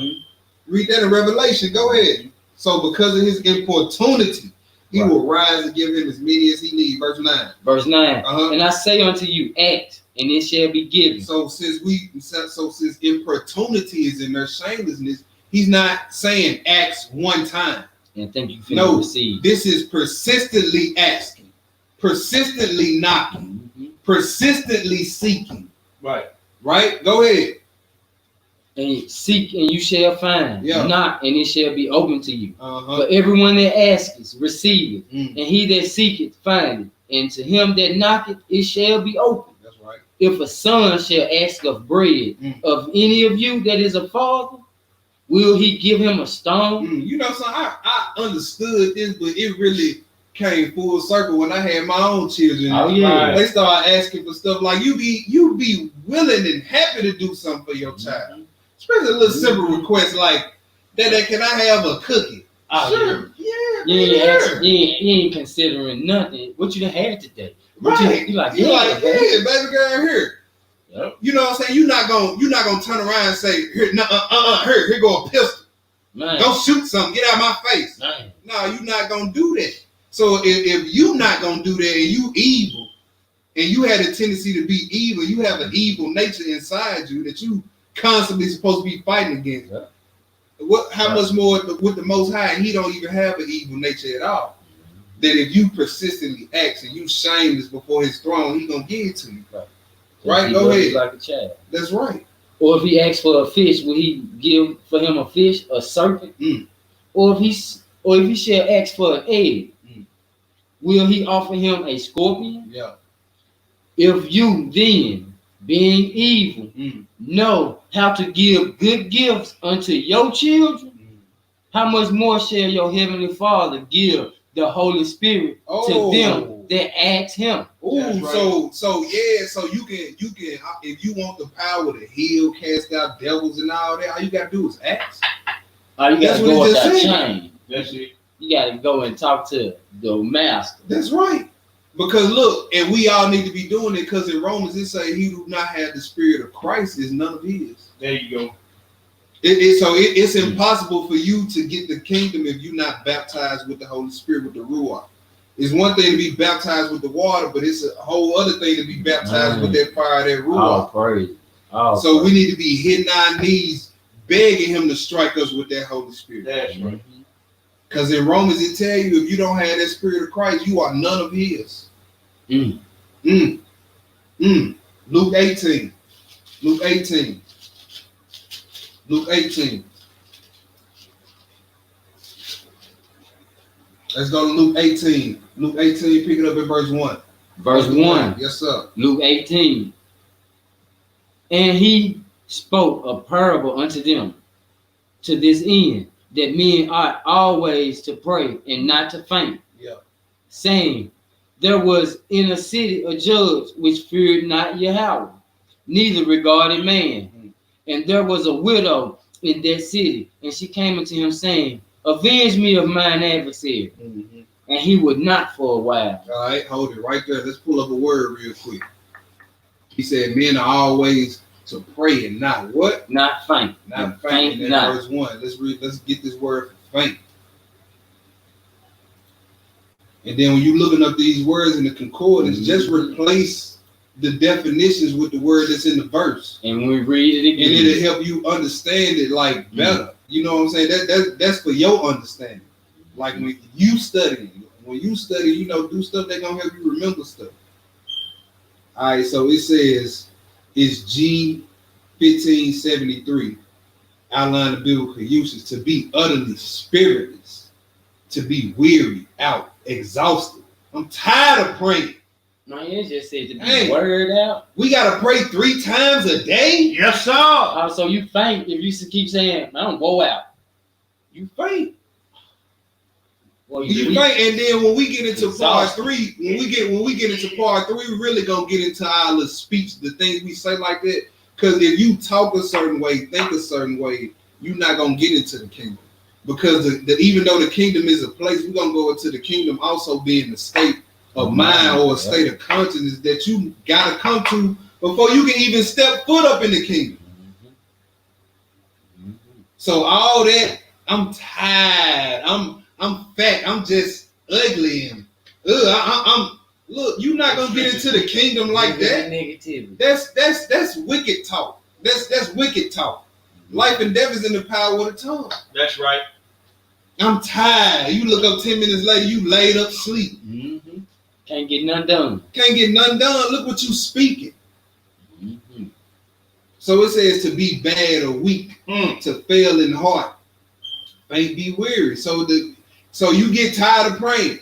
I've been praying for this blessing. It ain't came yet. See, that's a trick of the enemy. Only the enemy will want you to be tired of praying. Right. Because the Messiah say, look, you better be persistent. Always pray. Constantly pray. And be bold with it. Be bold with it. You weak when you do that. He said, you fail in your day of birth, your strength is weak. Your strength is weak. Remember that. And he already told us who our strength was. That's right. And man, our prayers are powerful, man. They are. All praise. We straight up, we went into prayer mode for our Andre and his family. Right. Man, that's right. And man, when he hit us with that good news, I said, praise. Yep. All praise. Can I ask my real man? I was like, man, I know they probably gonna try to tell him he got COVID or something. Yep. Man, you already know what the play was. Set up. You already know what the play was, but we hit our knees and we really that thing powerless over his whole household. It's powerless. Yep. Had the doctor acting like Pilate. Oh no, I can't bring nothing against this man. No, you ain't. And then ask this bro. I was like, bro, I'm thinking about going. I ain't worried about contracting no disease. We coming over there to cast that thing out. That's right. Right. Making sure. You know what I'm saying? But you know, we had to do the long distance prayers. Hey, they affected to the throne. You hear me? Yeah, like he said, I ain't even got to make it back home. I know my servant healed. That's right. Man, they better read the rest of this Luke 17 about them 10 lepers. No, he told them, go and walk out, go ahead. And as they walking, they heal it, man. Right. You see what I'm saying? That's right. Got the power. That's right, man. And he gave us that same power. All we got to do is be bold and persistent in our prayer and have that faith. Go ahead. But afterwards, verse 4, we still in verse 4, Luke 18, verse 4. Yeah. And he would not for a while, but afterwards he said within himself, though I fear not Yahweh, nor regard man, yet because this widow troubleth me, I will avenge her, lest by her continual coming she weary me. And Yahweh said, hear what the unjust judge saith. He like, man, y'all hear what the unjust judge? He don't care about man or God. Nope. But since this woman was so persistent and bold, he gave her what she wanted. There you go. Now, he basically saying, now look, your Father in heaven is nothing like this unjust judge. Right. He loves his creation. And his will is that no man die, but all men come to repentance. Right. All men come to repentance. So why wouldn't he give you what you want if it's in his will? Come on, bro. Come on, bro. Come on, man. Keep reading. And shall not God avenge his own elect, which cry day and night unto him, though he bear long with them? I tell you that he will avenge them speedily. Nevertheless, when the Son of Man cometh, shall he find faith on earth?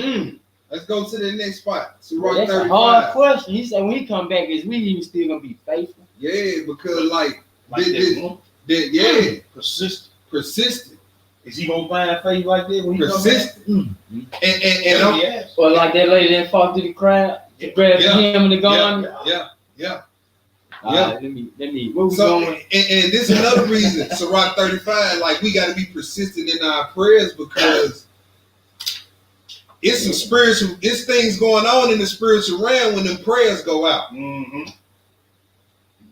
So that's why you got to be persistent. You already said prayers of a righteous man. Because it availeth much. Because when you praying, angels are being dispatched, righteous and wicked. That's right. The wicked trying to stop the prayers from getting up to the throne, And the righteous they're fighting so that they can Yeah. get through. Let's read Sirach 35. Sirach 35. Sirach 35, 16 and 17. 16 and 17 Hebrew. Sirach chapter 35, Yeah. verse 16. Yeah, He that serveth the Lord shall be accepted with favor, that's right. and his prayer shall reach unto the clouds. Okay, go ahead. The prayer of the humble pierces the It clouds. do what? It pierces the clouds Mm. until it come nigh. Ooh, He will not be comforted Mhm. and will not depart that's right. till the Most High shall behold to judge righteously That's right. and execute judgment. So imagine if I had a small thumbtack, right? I had a small thumbtack in a piece of paper and I just poked holes in it. Eventually, what's going to happen? I'm going to pierce that paper so much to where it's going to be a big hole in it. Mhm. This is how our prayers are. This is why we must be persistent. Send Because them up through the clouds. you're not going to get everything off just you asking the first time. Like when you was a child, you didn't get everything the first time you asked your parents. And see, a lot of people can't comprehend that you got somebody trying to run your prayer up to the Most High area so he can view your prayer. Yeah, And you got the opposing team trying to stop them. yeah, Like, Yeah. y'all don't understand, it's a battle. yeah. And Every angel ain't gonna make it up to get your prayer there. So you got to send multitudes of prayers. that's right. And who can't relate to when they start praying how all type of stuff all of a sudden just want to invade your brain Oh, and yeah. try to throw your focus off. Emotions. What? Yeah, I'm talking about I'll be straight praying and I'll be thinking about something I did at work and it'd be like, And it came out of nowhere. come out of nowhere. That's the enemy. Mhm. Sidetracking, trying to. That's the enemy. Right? But it say our prayers pierce through the clouds till they come through. So let's go to the next spot, Daniel 10, 1 through 11. Daniel 10, 1 through 11. That's right. Let's see what's going on in the spiritual realm when prayers go up. Mm-hmm.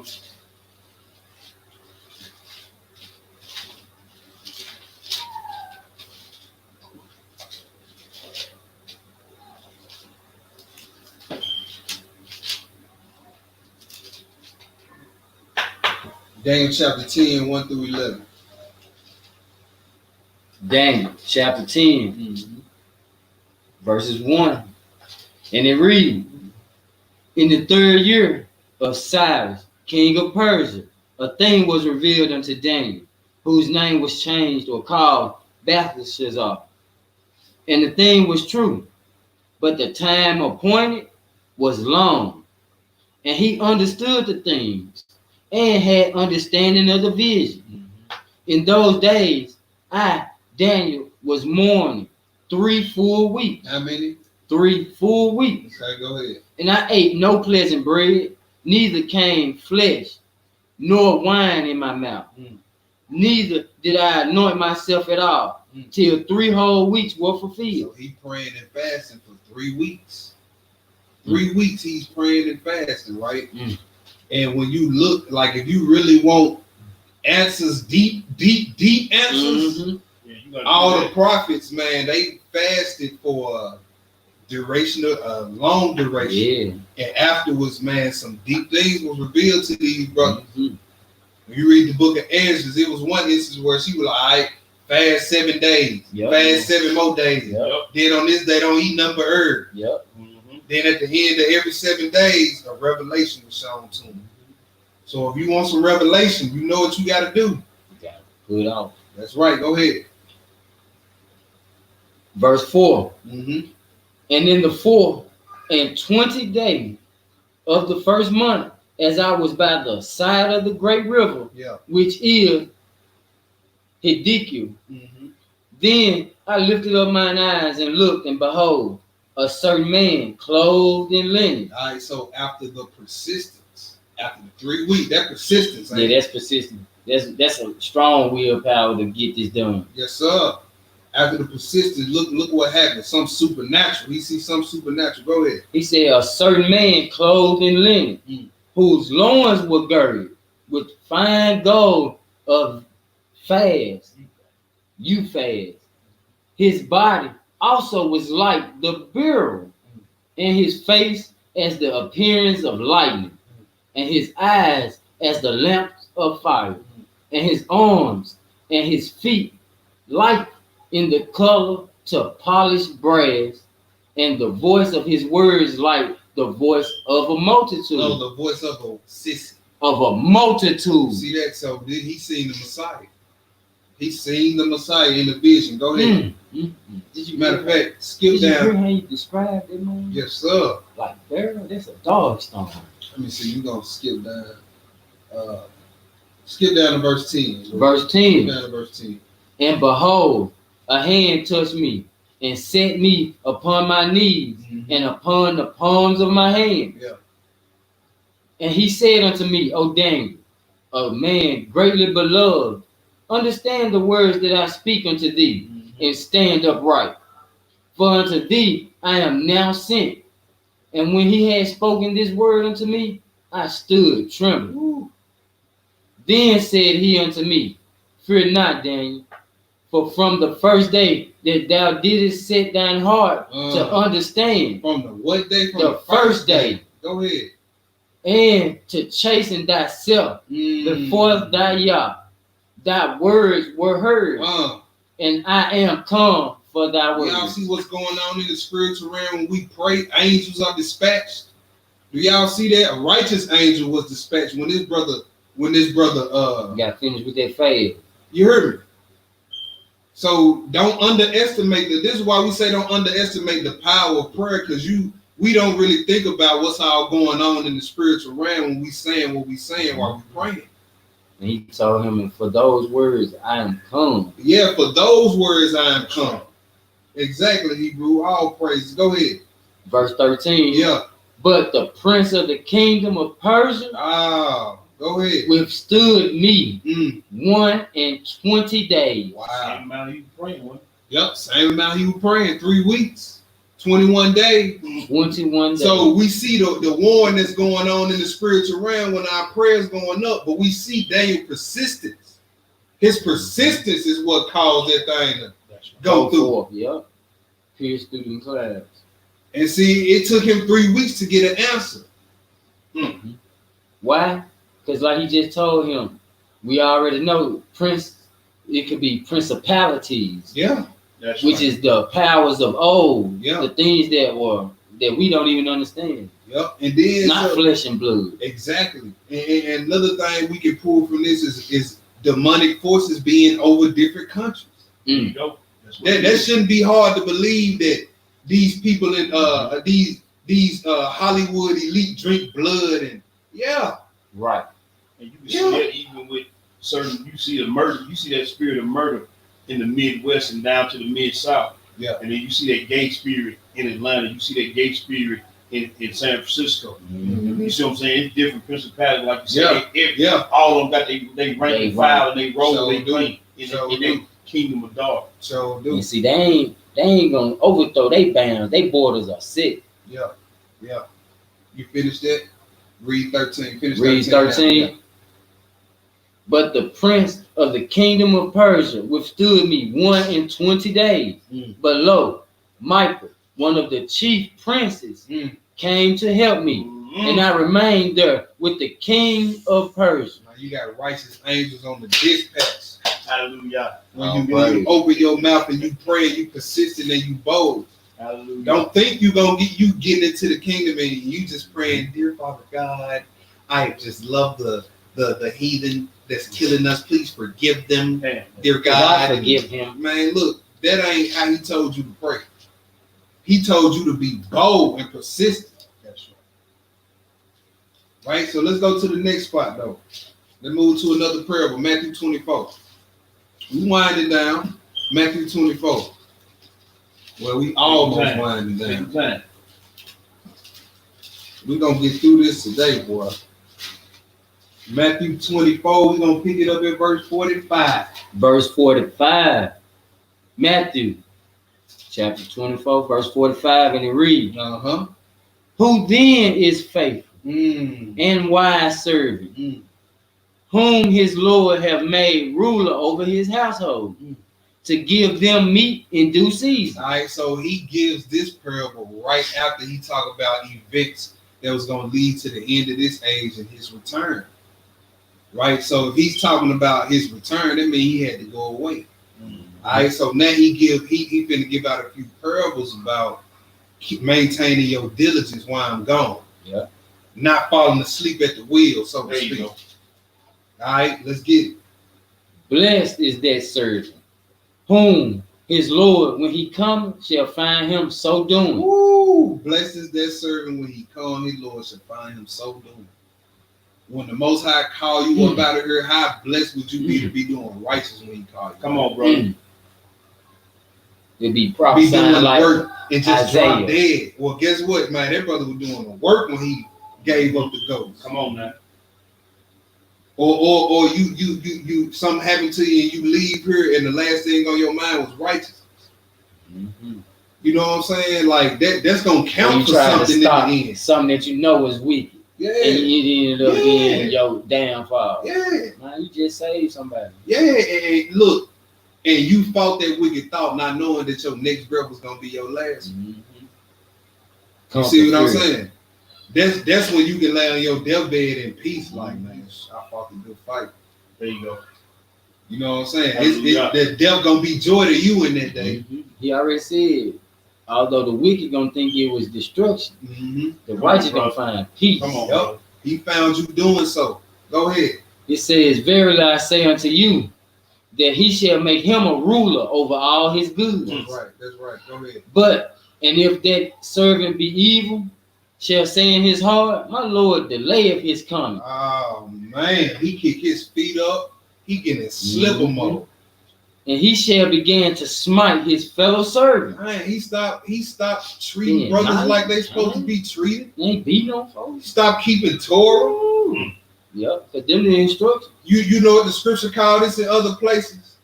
Growing weary and well doing. That's right. So this is what this parable is a warning about. Huh? Why would he have scriptures in the Bible that say don't be weary or well doing? Because there's always a temptation to stop doing it. The judges start taking them bribes. Yeah.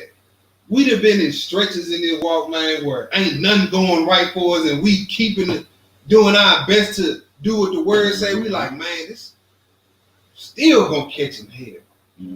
That's when that temptation to stop doing good come in. And, that's right. You know what I'm saying? You like this servant right here.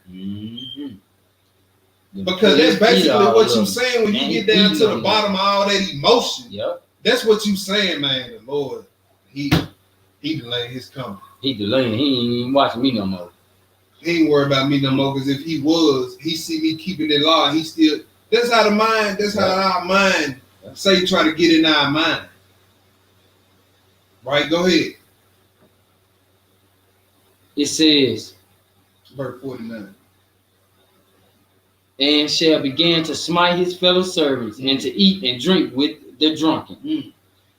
The Lord of the servant shall come in a day when he looketh not for him, and in an hour that he is not aware of, and shall cut him asunder and appoint him his portions with the hypocrites. When you look at that cut up asunder, that means to cut by scourging. Woo! Cut by scourging. Woo! Stripes on it. He did look. He said appoint him with the portions with the who? The hypocrites. Also the actors. The actors. Yep. Stage players. The stage players. Yep. Them assumed characters. Them liars. The stage players. Really like Steve. So. Boy. Let's go to the next. Hold on. Let me finish that out so y'all know. There shall be weeping and gnashing of teeth. Let's go to 2 Thessalonians 3. You don't want that, man. We gotta get right. Y'all. He's giving us the time. He's giving us a chance. Gnashing of teeth. Weeping and gnashing of teethuses. Man, that's crying, snarling, biting. Boy. Boy, your teethus is gonna be gnashing up in there. Boy. So there's some deep pain. 2 Thessalonians 3, verse 13, bro. 2 Thessalonians chapter 3, verse 13, and it reads, to the end He may establish. You were first. I'm going That's 16, 11 trick. I'm going there. All right. What we at, chapter 2, verse 13? No, chapter 3. Thessalonians chapter 3, verse 13. And it reads, yeah. But ye brethren, be not weary in well doing. Be not weary in well doing. Let's go to the next part, Galatians 6. I'm going to say Galatians 9. That's the new Bible, boy. Galatians 9. Galatians 6 in verse 9. Yeah. Pick it up at verse 8. Verse 8.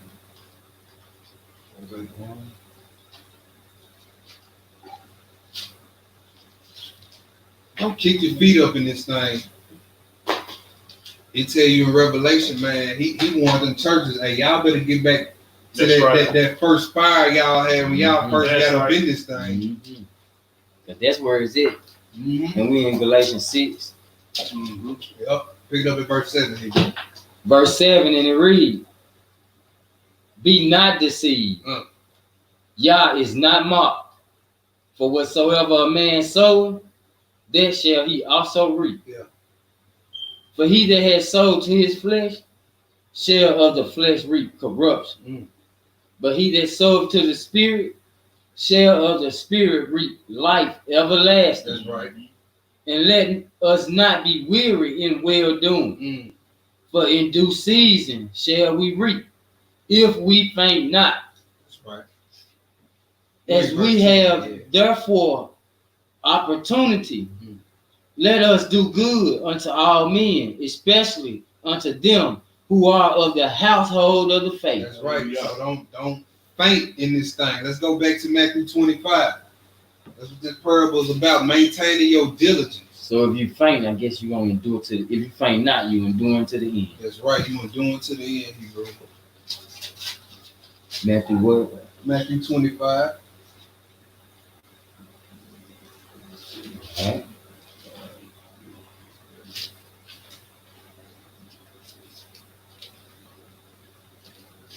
Okay. All right. Matthew, what I say? 25, 1 through 13. Go ahead. All right. Matthew 25, 1 through 13. Matthew 25, verse 1. Yeah. Then shall the kingdom of heaven be likened unto 10 virgins. Unto how many? 10 virgins. 10 virgins. Go ahead. Which took their lamps and went forth to meet the bridegroom. And 5 of them were wise, and 5 were foolish. They that were foolish took their lamps and took no oil with them. Ooh, so they that were foolish, unprepared. Now again, this is still a hypocrite. Cause he's standing there with a lamp in his hand, but he ain't got no oil. A pretender, huh? This is still a hypocrite. Ooh, boy. Slice. You standing there with a lamp in your hand, like you ready for the wedding. Knowing you ain't got no oil, knowing you ain't got the ruach. Knowing you ain't got that fun, that fire. You standing there though. Yeah. For what? I'm ready. I'm ready. Yeah. Boy. You see what I'm saying? Y'all represent them turtles, boy. Y'all represent them turtles. Now 5 of them that were foolish took their lamps and took no oil with them. So the oil represents the ruach. That's right. So understand again, matter of fact, hold this part right here, because I think somebody think I'm lying about that, not having the spirit. You are none of here. Let's go to that Romans 8 real quick. Hold this spot. All right. So if you ain't got no oil, then you don't have the ruach. You cannot enter into the kingdom. You cannot enter into the kingdom. Let me see what verse I want. Is that verse 9? Verse 8. Let's read verse 8, verse 7, verse 6 through 9. In chapter 8? Yeah. 6 through 9? Yeah. Verse 6, and it reads, For to be carnally minded is death. Yeah. But to be spiritually minded is life and peace. Because the carnal mind is enmity against God. For if it is not subject to the law of Yah, neither indeed can it be. Man, Paul still talking about the Torah? That's right. Go ahead. So then, they that are in the flesh cannot please God. But you are not in the flesh, but in the spirit. And if so, be that the spirit of Yah dwell in you. That's right. He talking about the Ruach, which is the essence of the Father, which he gives through his Son. If you read John 14, 15, 16, about the comfort, all that, he show you the process. He say, I'm going to send you the comforter. Right. Then you read in one spot, then he say, I will come to you. Right. So he sends the spirit through his Son. Go ahead. That's why you see the spirit of God. Then later on, the verse is going to say the spirit of Christ. Right. Go ahead. If so be that the spirit of God dwell in you. Now, if any man have not the spirit of Christ, he is none of his. He is none of his. Let's flip back. Let's flip back to that Matthew 25. So you got the 5 foolish, 5 wise. You got the 5 just standing there with lamps, no oil. No oil. Still hypocrites. Still burning the wick up because it ain't nothing keeping it Pull good. that door, slam their face, boy. Ooh-wee. And then here go another little thing. Like if you still on the fence of well, this bridegroom got 10 virgins. 5 he gonna take with him. That's right. So we see polygyny on the spiritual side. Even when you look in the prophets, the Most High talked about the 2 sisters. Because he got a righteous love for them. He don't have no lust for the eyes. Exactly. You know what I'm saying? Exactly. It ain't about the physical appearance and what they can give him in a sexual manner. It's about the gratification of the work that they can do for the kingdom. That's right. That's right. As the same should be with earthly. It should be with polygynous marriage. You know what I'm saying? They be going on. But that's a whole nother topic. Anyway, go ahead. But the wise took oil in their vessels with their lamps. Now while the bridegroom tarried, they all slumbered and slept. See, that's the thing. We just talked about the servant saying, dang, my master delayed his coming. So he tarried. Now check this out now. All 10 virgins fell asleep, not just the foolish, but the wise. The wise fell asleep, but the whole thing was when he showed up, one set was prepared to act immediately, and one set had to get ready. Right. That's the difference. Well, who can say today, if they died today, who can say, man, look here, I fought a good fight? Or are you right here saying, you know what, bro? I don't know, bro. He's right. Can you open immediately when he knocks? Right. Right? Another parable about maintaining your diligence in this thing. Not falling asleep at the wheel. Go ahead, Hebrew. Verse 6. Yeah. And at midnight, there was a cry made. Sound like trumpets to me. Yeah. Behold, the bridegroom coming. Seals been broken. Sound like that shofar went off. Go ye out to meet him. Then all the virgins arose, and they trimmed their lamps. And the foolish said unto the wise, give us of your oil, for our lamps are gone out. But the wise answered, saying, not so, lest there not be enough for us and you, but go ye rather to them that sell and buy for yourselves. And while they went to buy, the bridegroom came, and they that were ready went in with him to the marriage chamber, and the door was shut. Afterwards came also the other virgins, saying, Lord, Lord, open to us. But he answered and said, verily I say unto you, I know you not. That's right. So watch, therefore, for ye know neither the day nor the hour wherein the Son of Man comes. You know when this parable is really gonna resonate is when that great falling away really starts to it's happening though. You know what I'm saying? Like when it really, I'm talking about when it really take off though, like, cause people gonna be falling asleep near his coming. They're gonna be like, man, this thing dragging out too long, bro. They're gonna lose patience. They're gonna faint and be weird. They're gonna faint. That's right. Let's go to the next spot. We finna come right back to Matthew 25. All right. Let's go to Luke 12 real quick though. Luke 12. If anybody getting some understanding, give me a 7 up in the room or Yahoo, hallelujah, something. Luke 12. Luke 12. Luke 12. Let's see what I want. 35 and 36, Hebrew. Verse 35, and it reads, let your loins be girded about, and your lights burning. That's right. And ye yourselves like unto men that wait for the Lord, when he will return from the wedding, that when he cometh and knocketh, that they may open unto him immediately. Immediately, see, immediately. Not you got it. Oh, let me go put my good shoes on. Go get my clean drawers on. You know what I'm saying? He catch you with some dirty drawers on because you didn't shower the other night. Hold on, Lord. Let me hop in the shower real quick, Lord. Or when he knock, can you hop right up and get up out the door? Come on, man. Ready to go. Ready to go.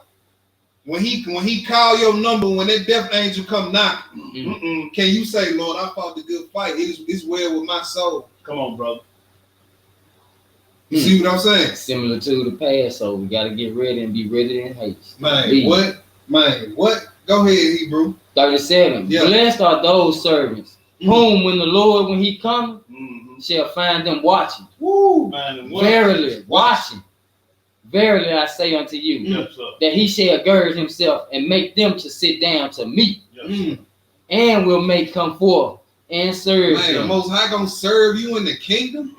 If he come back and find you watching, man, doing your job, what he told you to do. Man, go ahead. And if he shall come in the second watch, or come in the third watch, second watch, third watch, go ahead. And he find them so, blessed are those servants.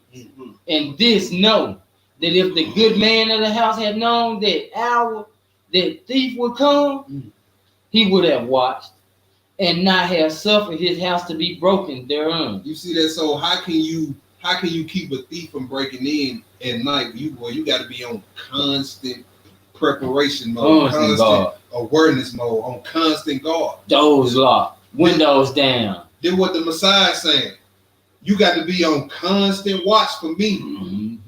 Because you might not see my second coming. I might call you up out of here before then. Right? Go ahead. Verse 40. Yeah. Be ye therefore ready also, for the Son of Man cometh at an hour when you think not. Then Peter said unto him, Lord, speakest thou this parable unto us, or even to all? And the Lord said, who then is that faithful and wise steward, whom his Lord shall make ruler over his household, to give them their portion of meat in due season? Blessed is that servant, whom his Lord, when he cometh, shall find him doing so. All right, let's go back to Matthew 25. Matthew 25. So you can snooze off with the shoes off if you want to. Not good for you. Get caught slipping if not you want to. Not good for you. Boy, the Most High call your number in the midst of some wickedness. Oh my goodness. Wake up in the lake. Ooh-wee. Wake up in the lake. He cracked the sky open and you frying pork chops. He cracked the sky open and you sneak eating some skins or something like that. You chilling in the booty club. What? No, it's over. Ooh-wee. Matthew 25, verse 14, parable of the talents. Verse 14. Parable of the talents. This is a parable about accountability and laziness. Because a lot of us don't look at laziness as a sin, but it is. It actually is when you read the Bible. Yeah, he told us in Ecclesiastes about the sluggard. So yep. You need to go and read that. Where you at? Matthew 25, verse 14. Verse 14. And it reads, yeah. For the kingdom of heaven is as a man traveling into a far country, who called his own servants and delivered unto them his goods. His what? His goods. Okay, go ahead. And unto one he gave 5 talents, to the other. And to another one he gave, hold on, my bad, I skipped. No, he gave 5 talents. To another he gave 2, and to the other he gave one to every man according to his several abilities, and straightway he took his journey. All right, so these talents right here, let's go see what they are. Hold your spot right here. Let's go to Ephesians 4. Hold your spot in Matthew 25. Let's go to Ephesians 4. Let's see what these talents is. Let's break this parable down.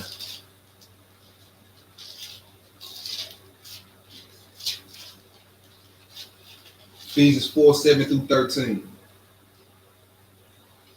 Ephesians 4, 7 through 13.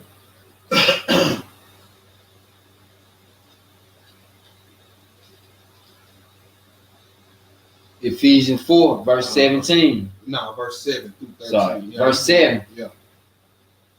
And it reads, but unto every one of us is a given grace, according to the measure of the gift of You Christ. see that? According to every one of us is given grace according to the measure of the gift. So every one of us has been given something by the Most High that can be used for the bettering of His kingdom. That's right, brother. Whether it's a gift of the Spirit or some sort of divine truth that you can share with another brother or sister. Whether it's a talent like singing, you Yeah. could have been meant for the choir. Prophesying, prophesying through songs, all that, healing helps, governments, all that. Go ahead. Wherefore he said, when he ascended up on high, he led captive and gave gifts unto men. He did what? He led captive. He led captivity captive and gave gifts unto men. And he gave gifts unto men. So what are you doing with what the Most High gave you? Are you holding yourself accountable? Are you holding yourself accountable to do something with what the Most High gave you? Right? Go ahead. Now that he ascended, what is it but that he have also descended first into the lower parts of the earth? He that descend is same also that ascend. That's right. And this is in Psalm 68. It was prophesied he was going to give gifts of the Spirit all the way back in Psalms. Go ahead.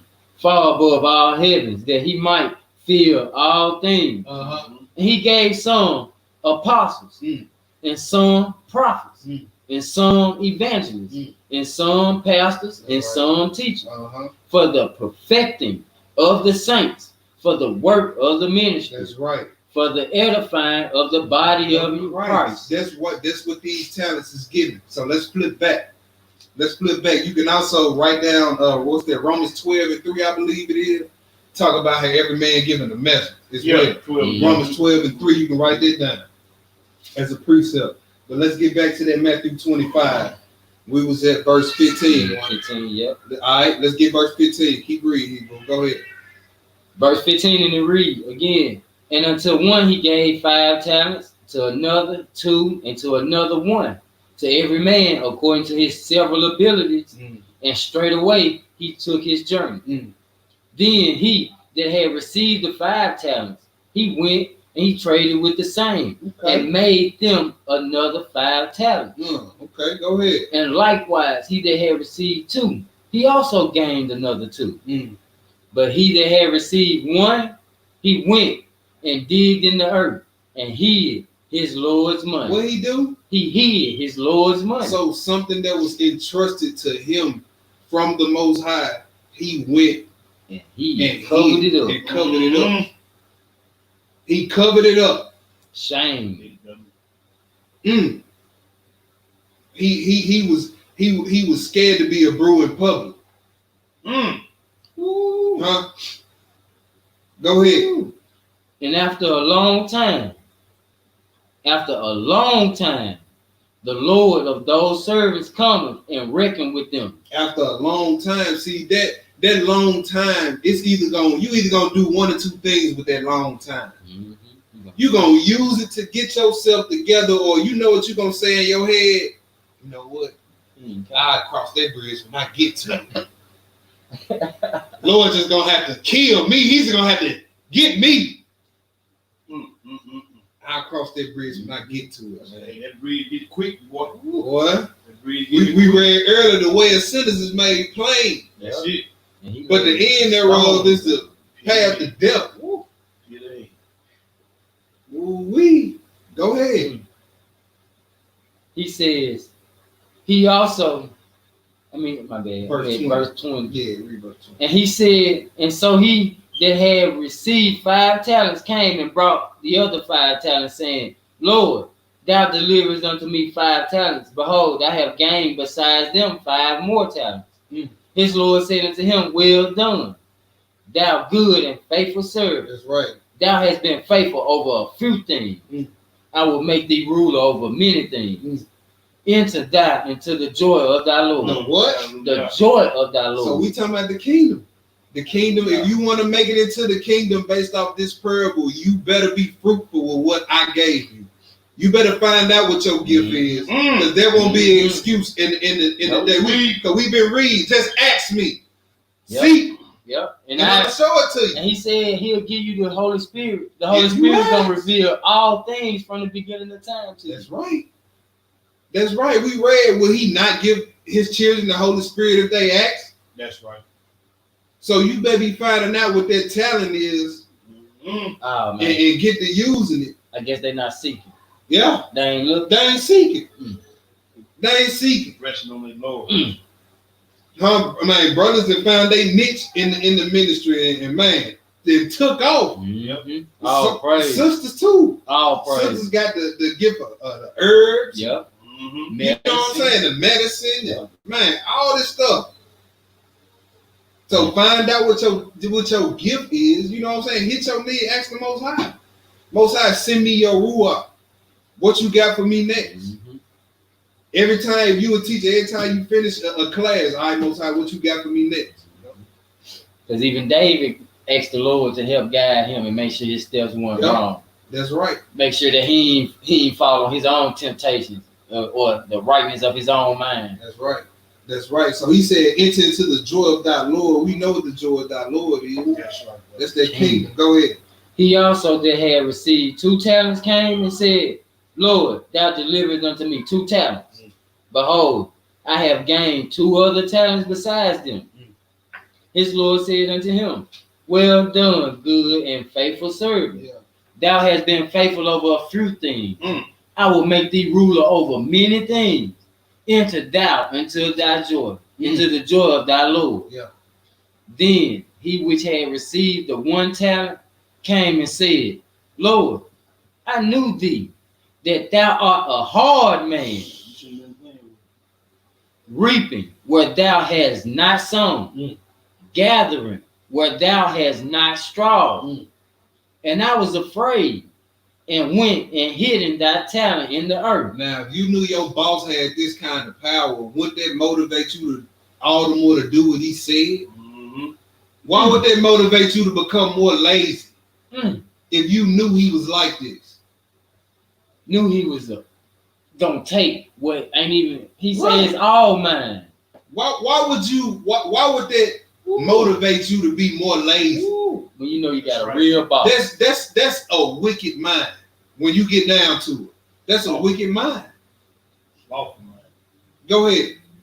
I like when I was a child, I just knew not to do certain things because I know my mom and dad did not play that. That didn't motivate me all the more to go do it. No, I knew the consequences. Go ahead. Verse 25. And I was afraid, and I went and hid thy talents in the earth. Lo, there thou hast it in thine, that it is thine. His Lord answered and said unto him, Thou wicked and slothful servant. What kind of servant? Slothful. He said, you wicked and you slothful. And you lazy. And man, because that was slothful is. Yeah. Laziness. Don't want to do nothing. That's crazy. He said, you wicked and you lazy for that. Go ahead. Thou knowest that I reap where I have sowed not, and gather where I have not strawed. Thou ought to therefore have known to put my money to the exchanges, and then at my coming I should have received mine own with usury. He said, man, you could have at least took my talent, which back then was money. You could at least took my money and put it in the bank. Right. And let it get some interest. Or you could at least told this to one person And maybe they would have told it to 5 people that believe. Right. And bear fruit. And it's still spiritually collected interest. Right. But you didn't even do that. He put the laws and commandments under the earth. Go ahead. Therefore, he said, take therefore the talent from him, and give it unto him which have 10 talents. For unto everyone that have shall be given. That's right. And he shall have abundance. But from him that have not shall be taken away, even that which he have. You see that? So if you gotta give out here and you not using it, it's gonna be taken from you and given to somebody who's more diligent than you. We just seen that. We just seen that, yes, sir. Modern day Saul situation. Go ahead. For unto everyone that have been given, and he shall have abundance. But from him that have not shall be taken away, even that which he have. And cast ye the unprofitable servants. Useless. Go ahead. Unprofitable servants. Yeah. Into outer darkness. And there shall be weeping and gnashing of teeth. Weeping and gnashing of teeth. Let's go to Proverbs 12. One verse. Proverbs 12. This servant was lazy, slothful, huh? Proverbs 12, verse 27. Proverbs 12. Yeah. Verse 27. The slothful man roasteth not that which he took in hunting. What? Go ahead. But the substance of a diligent man is precious. Now, it said the slothful man roasted not that which he took in hunting. So the slothful man, you would go through all the trouble, killing the animal, hunting the animal down, skinning them, taking the innards out. But when it come to finally really enjoy the fruits of it, you too lazy to finish the job. Lazy man don't finish the job. Oh, he ain't had no oil. He ain't had no oil. So you see how all the parables they connect. That's right. So the slothful man does not finish the job. He'll go hunt it down. He'll start his walk off right. That's it, bro.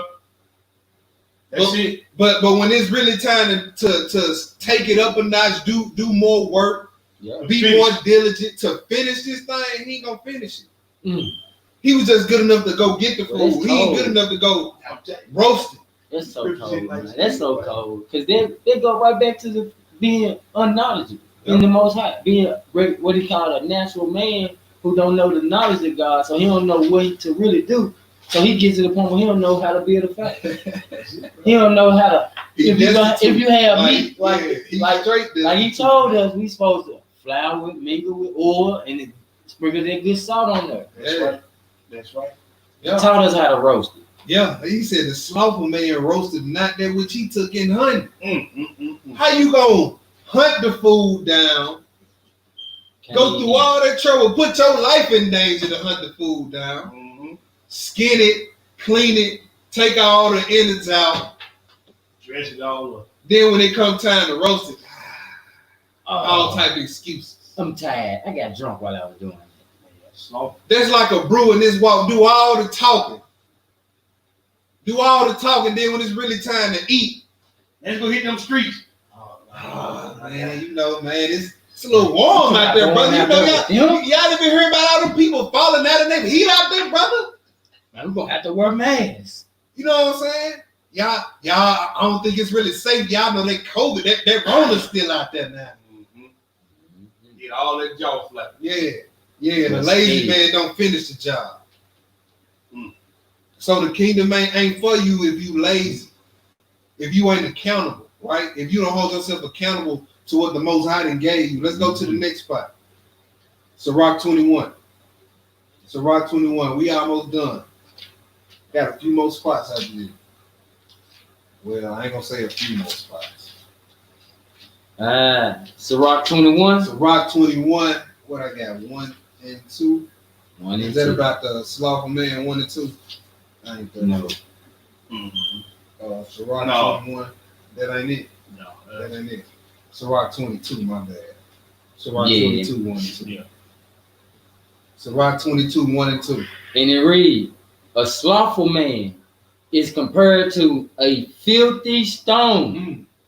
We used to wipe our rear ends with smooth stones back in the day. So it's saying a slothful man is like a filthy stone. Go ahead. I'm gonna keep that to myself. And everyone will hiss him out of his disgrace. Wow. Read verse 2. A slothful man is compared to the filth of a dunghill. Now, what is the filth of a dunghill? The dung. Yeah. Because a dunghill is a boo-boo hill. So he's saying the slothful man is just like the sugar honey iced tea. So you basically ain't about Oh, basically. but they didn't turn bad to good now. So everybody talking about I'm the. you sure did. Yeah. Yes, sir. Finish that verse. Every man that take it up will shake his hand. Yeah, because when they deal with you and see what type, see how sloppy you, they're like, oh man, I should have never even touched that, brother. Like, you see that? That's what the slothful man is compared to. That's what you consider. They didn't reach down and touch something nasty. So the kingdom is not for a lazy man, right? All right, let's go to the next spot. Now let's get to my favorite part of the class. Let's go to Luke 16, baby. Let's see what's going on right here with this parable of the rich man and Lazarus.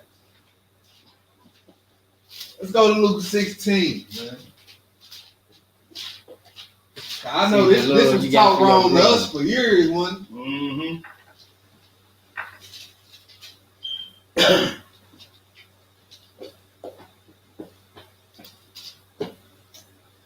Luke 16. Where we picking it up at? So now we were picking up at verse 19. Okay. So at the old class, we was taught that this is projection in the future. Projection in the future of the rich man in the lake of fire talking to Lazarus, right? And basically, the same people who taught us this, they didn't deal with the soul. They think you only consist of spirit. What is it? Spirit and body. They say you are the soul. It ain't no soul inside you. That's what they taught us when it came to this right here. So let's go to before we get into this. Let's go to 1 Thessalonians first, real quick. 1 Thessalonians 5. 1 Thessalonians 5. Just real quick. We go in depth on this topic in another class, but just real quick. All right. 1 Thessalonians 5, verse 23. Verse 23. Yeah. 1 Thessalonians chapter 5. And it reads, and the very God of peace sanctify you wholly. And I pray, Yah, your whole spirit and soul and body. That's 3, ain't it? That is 3. Okay, go ahead. Be preserved, blameless. Ooh, all of them be preserved, blameless. So your soul can be blameless or not blameless. Right?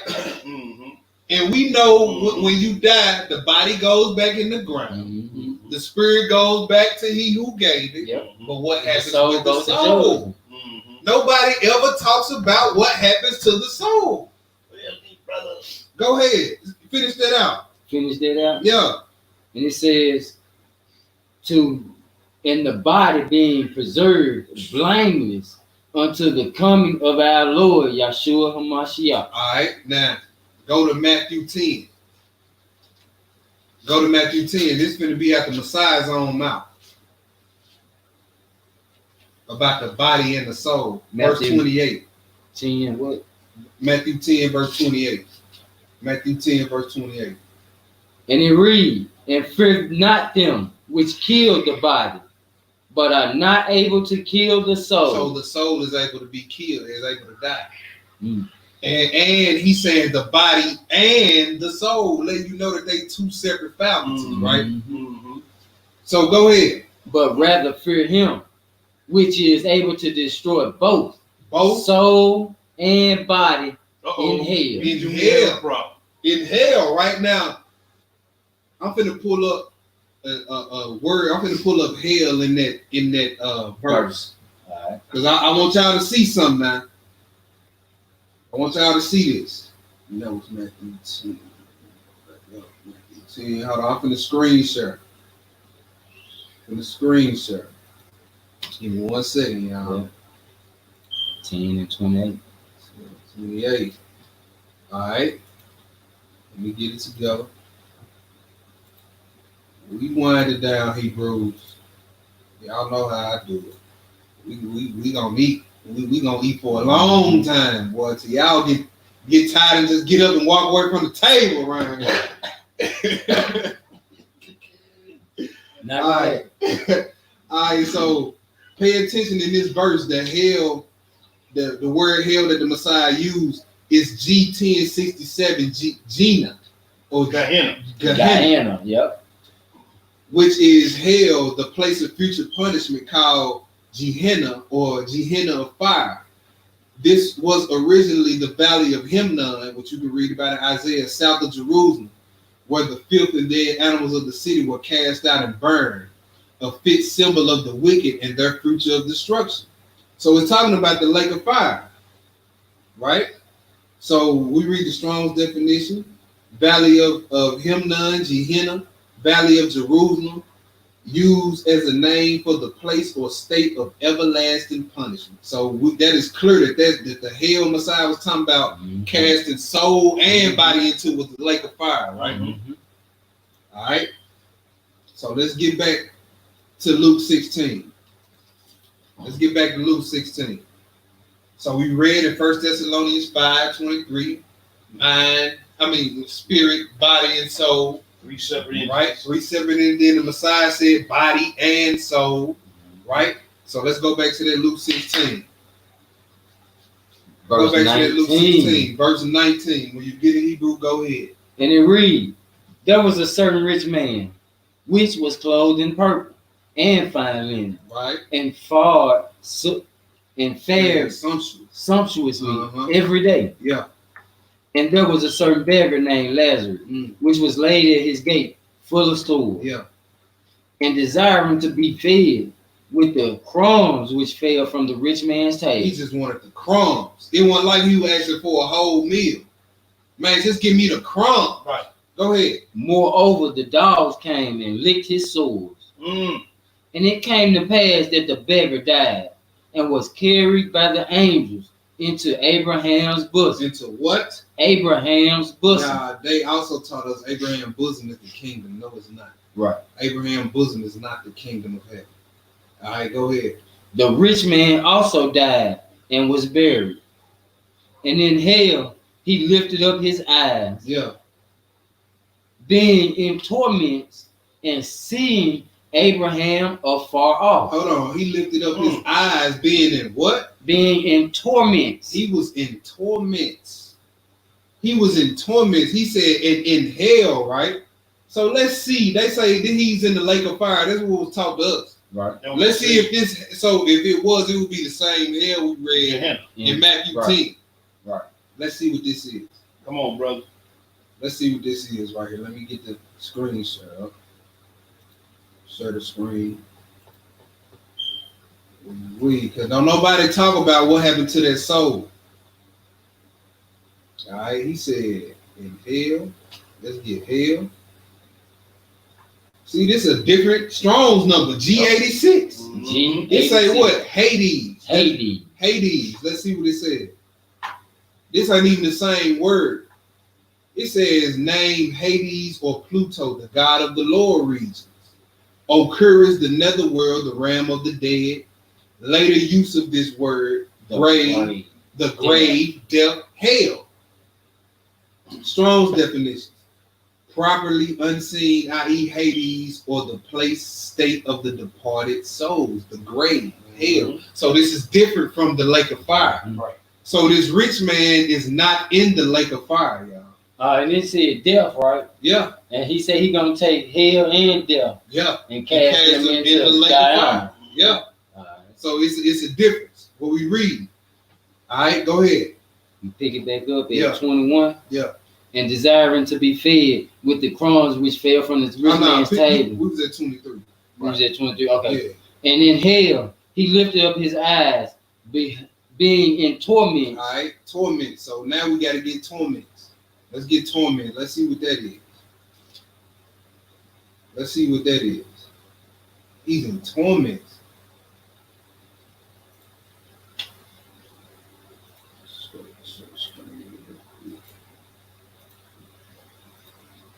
All right, torments is G931.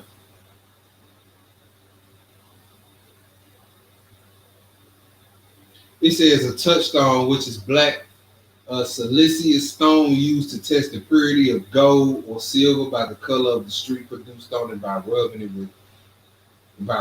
it with either metal. The rack or instrument of torture by which one is forced to divulge the truth. Torture, torment, acute pains, of the pains of a disease, of those in hell after death. So when you give up the ghost, this is going on. You got somewhere to go. This is going on before the judge. For your soul. For your soul. This is dealing with a whole nother realm. We're not talking about Ecclesiastes where he say everything under the sun. When you die, you don't know nothing that happened under the sun. We're not talking about this realm. Come on now. So yeah, when you die, you don't know nothing about your nephew setting the touchdown record at his high school. Now you don't know nothing about that. Mm-hmm. But your soul know what's going on in that other realm. Mm-hmm. In that realm of the dead, in that realm of Hades. Mm-hmm. Right? So let's get it. Where was we at? What was we at? In 23. 23? Yeah. All right, let me get the screen back on here. All right, we at verse 23. Go ahead. And seeing Abraham afar off, and Lazarus in his bosom.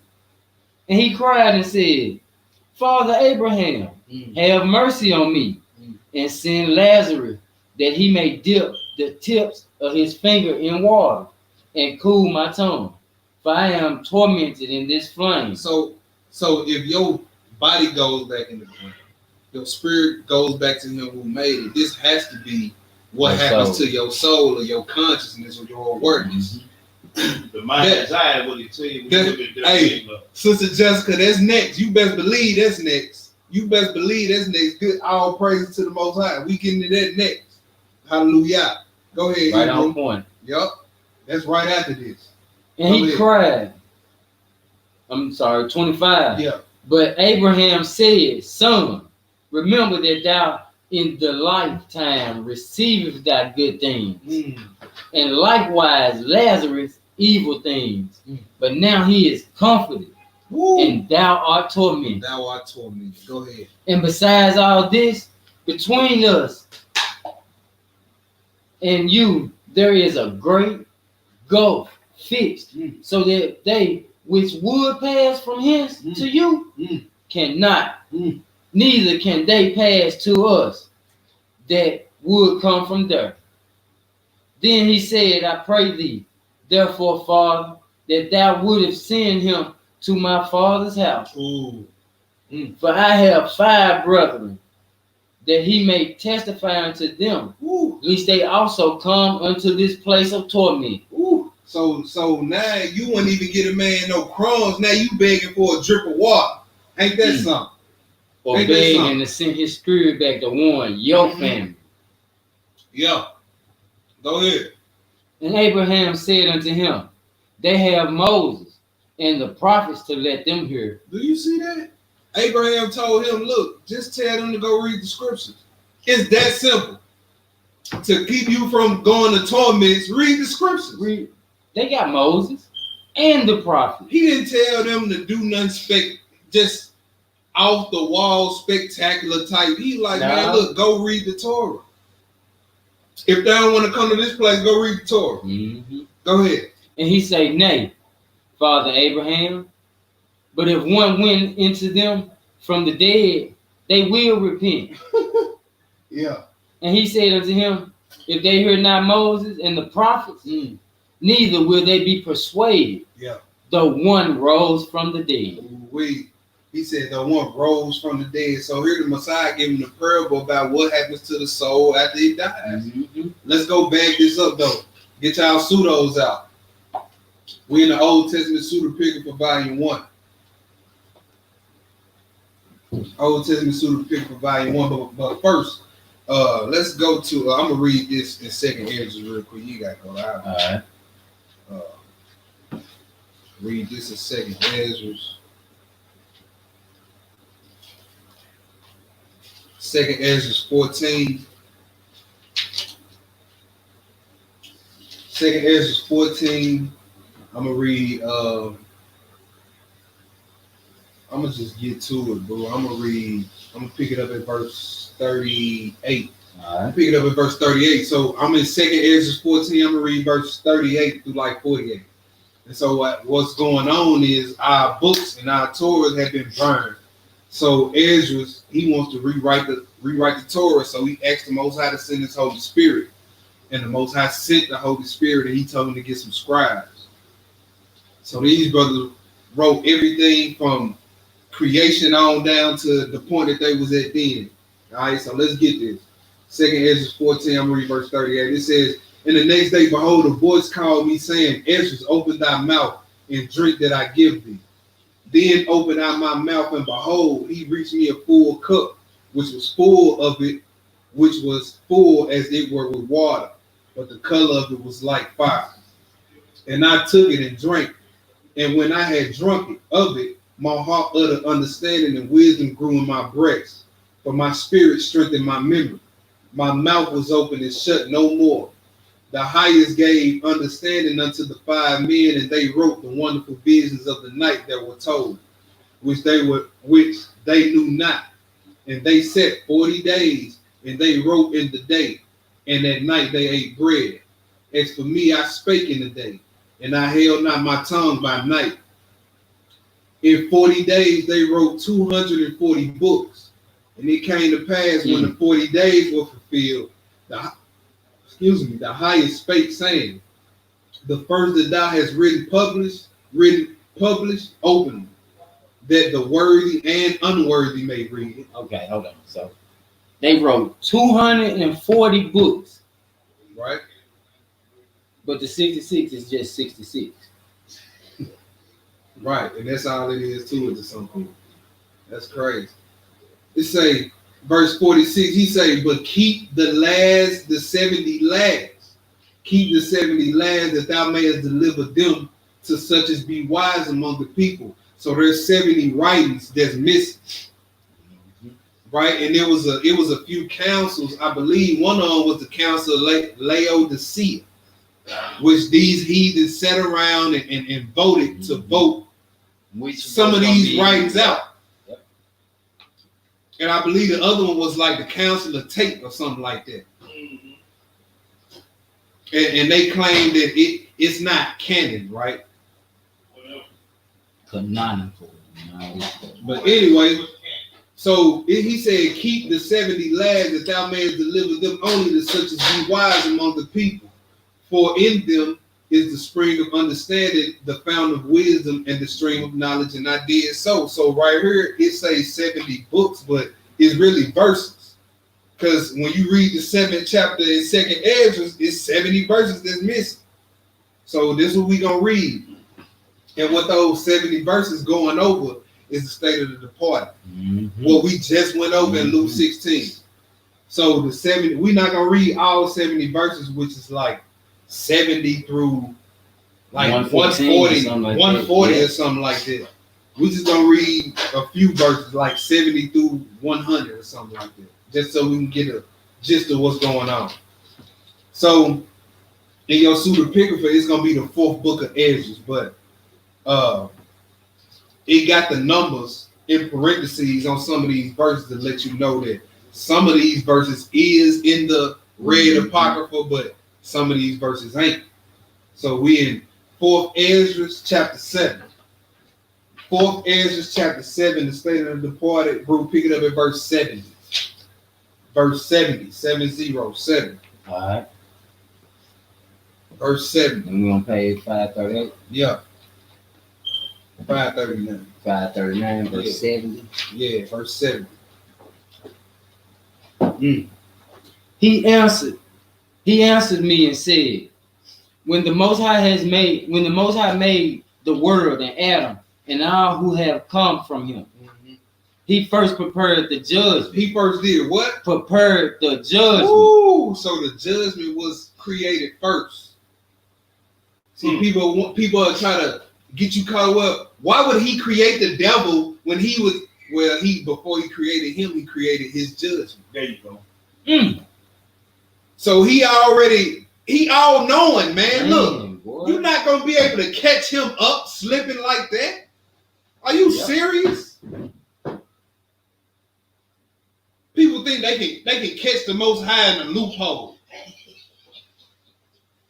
He said, I created the judgment before I did anything. Go ahead. Man, ain't that beautiful though? Yeah. I mean, he's so merciful and righteous. It's ridiculous. All right. First, he made the judgment and the things that pertain to the judgment.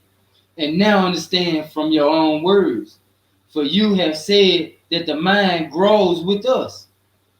For this reason, therefore, those who dwell on earth shall be tormented, because though they had understanding, they committed iniquity. Oh, these the hypocrites.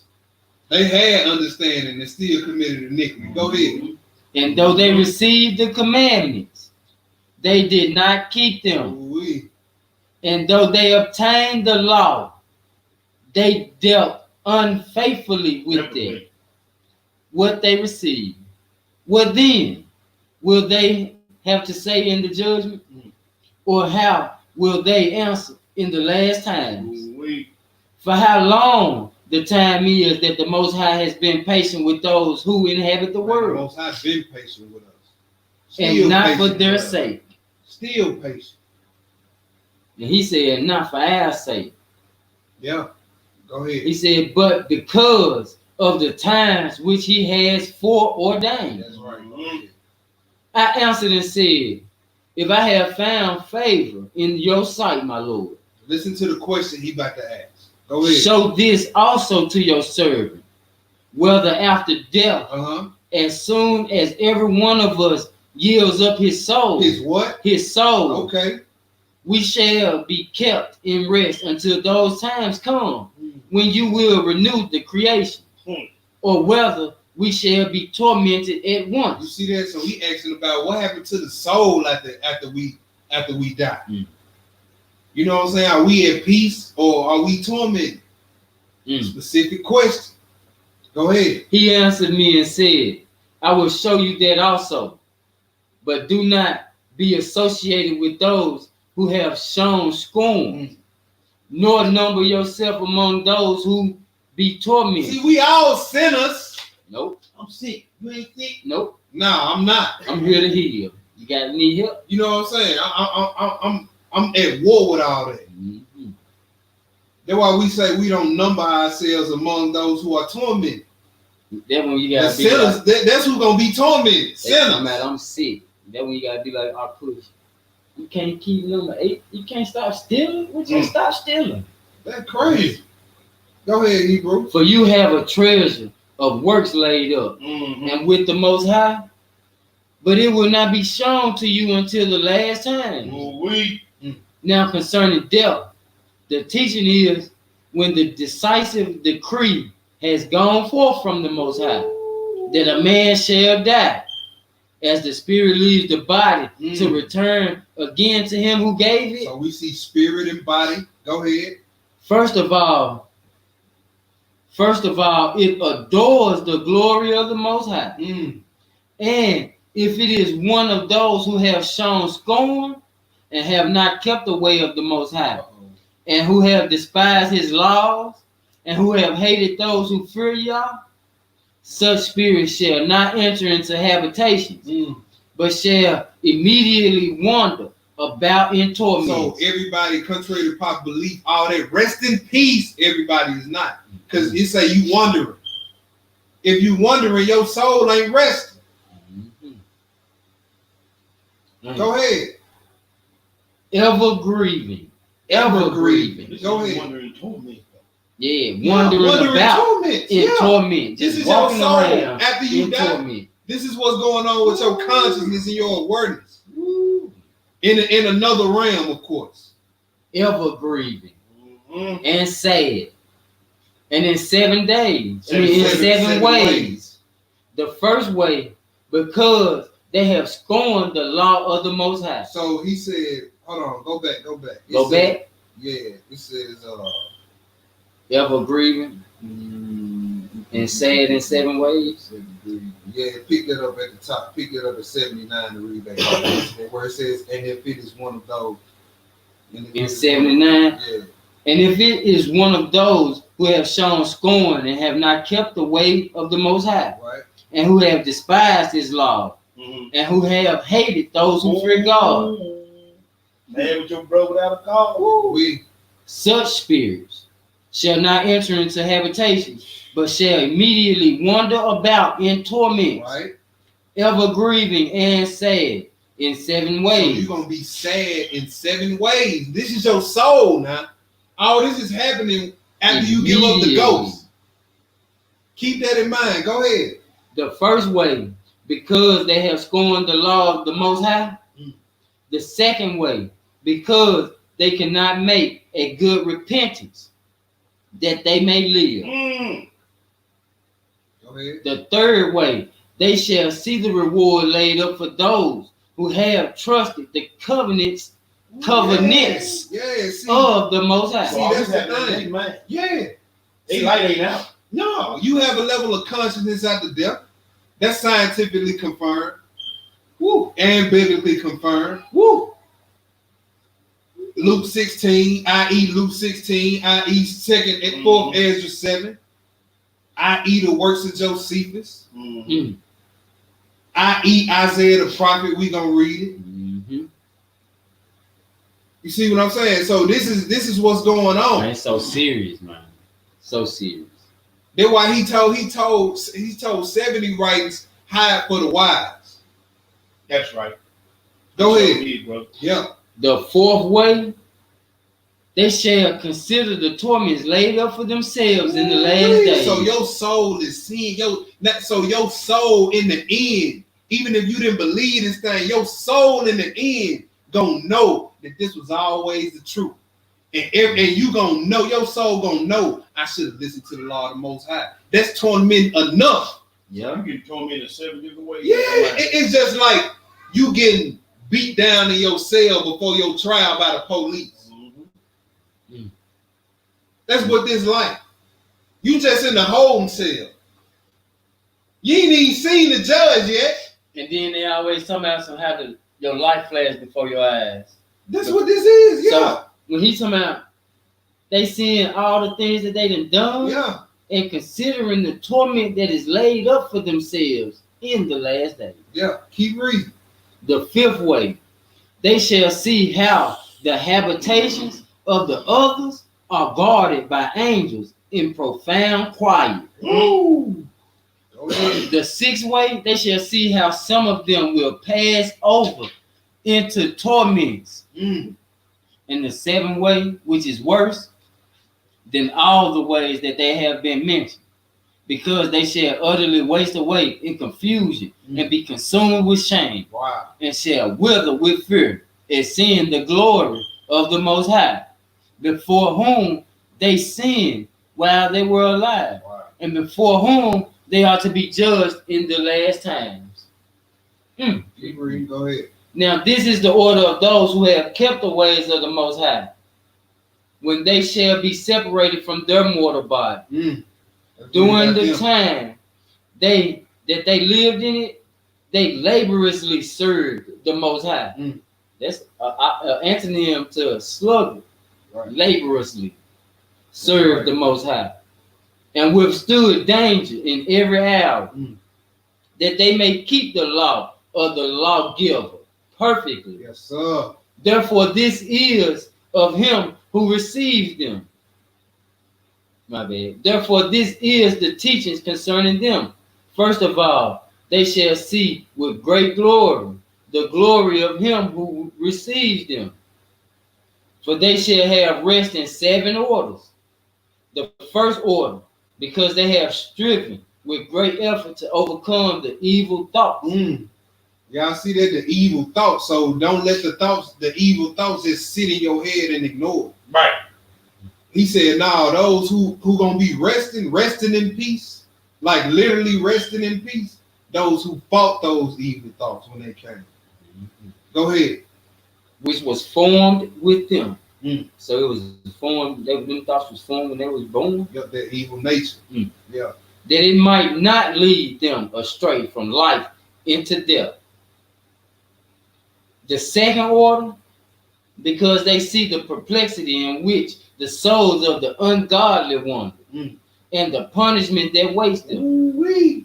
Go ahead. The third order, they see the witness which he who formed them bears concerning them, that while they were alive, they kept the law which was given them in trust. The fourth order, they understand that which the rest which they now enjoy.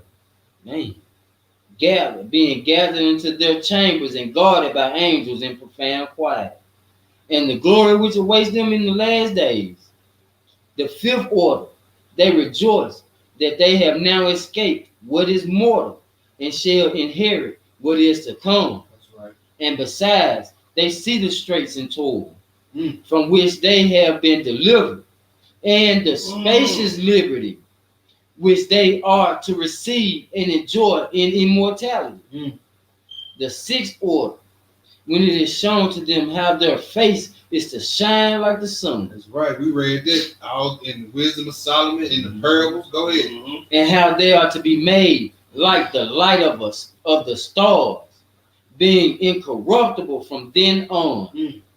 The seventh order, which is greater than all that have been mentioned, because they shall rejoice with boldness, and shall be confident without confusion, and shall be glad without fear.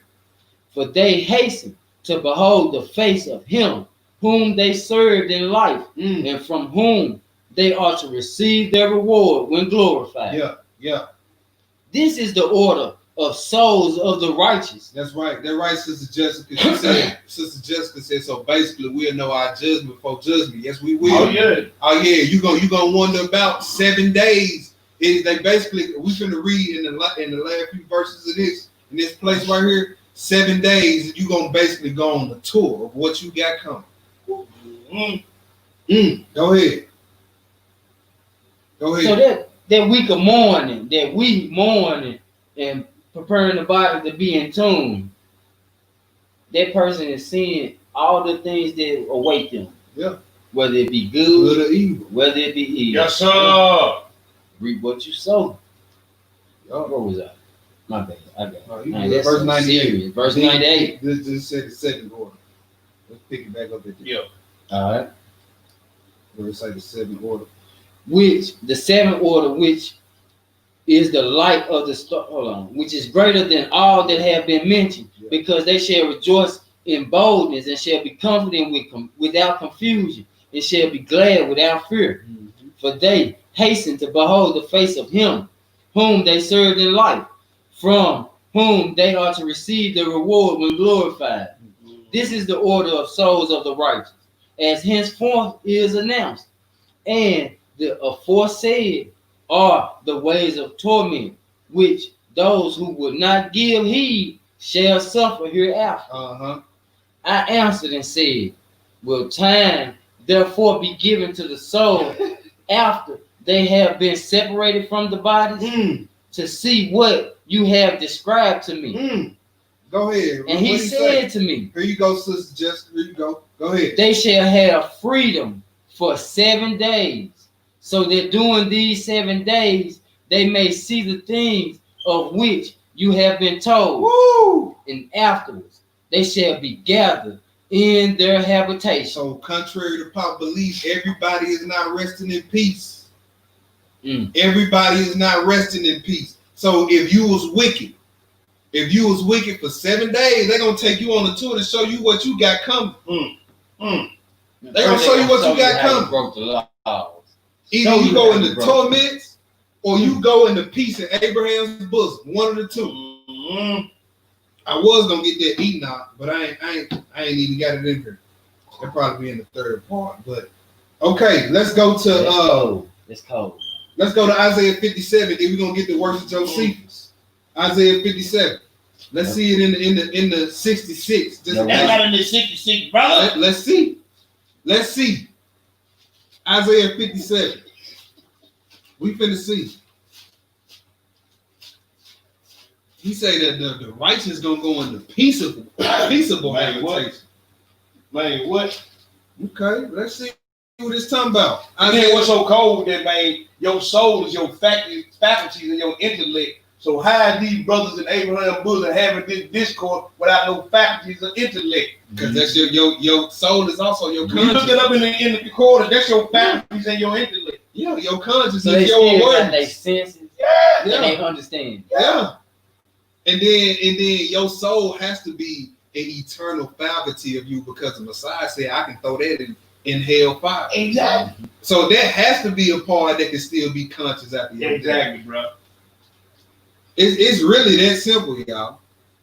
So Isaiah 57, verses 1 and 2.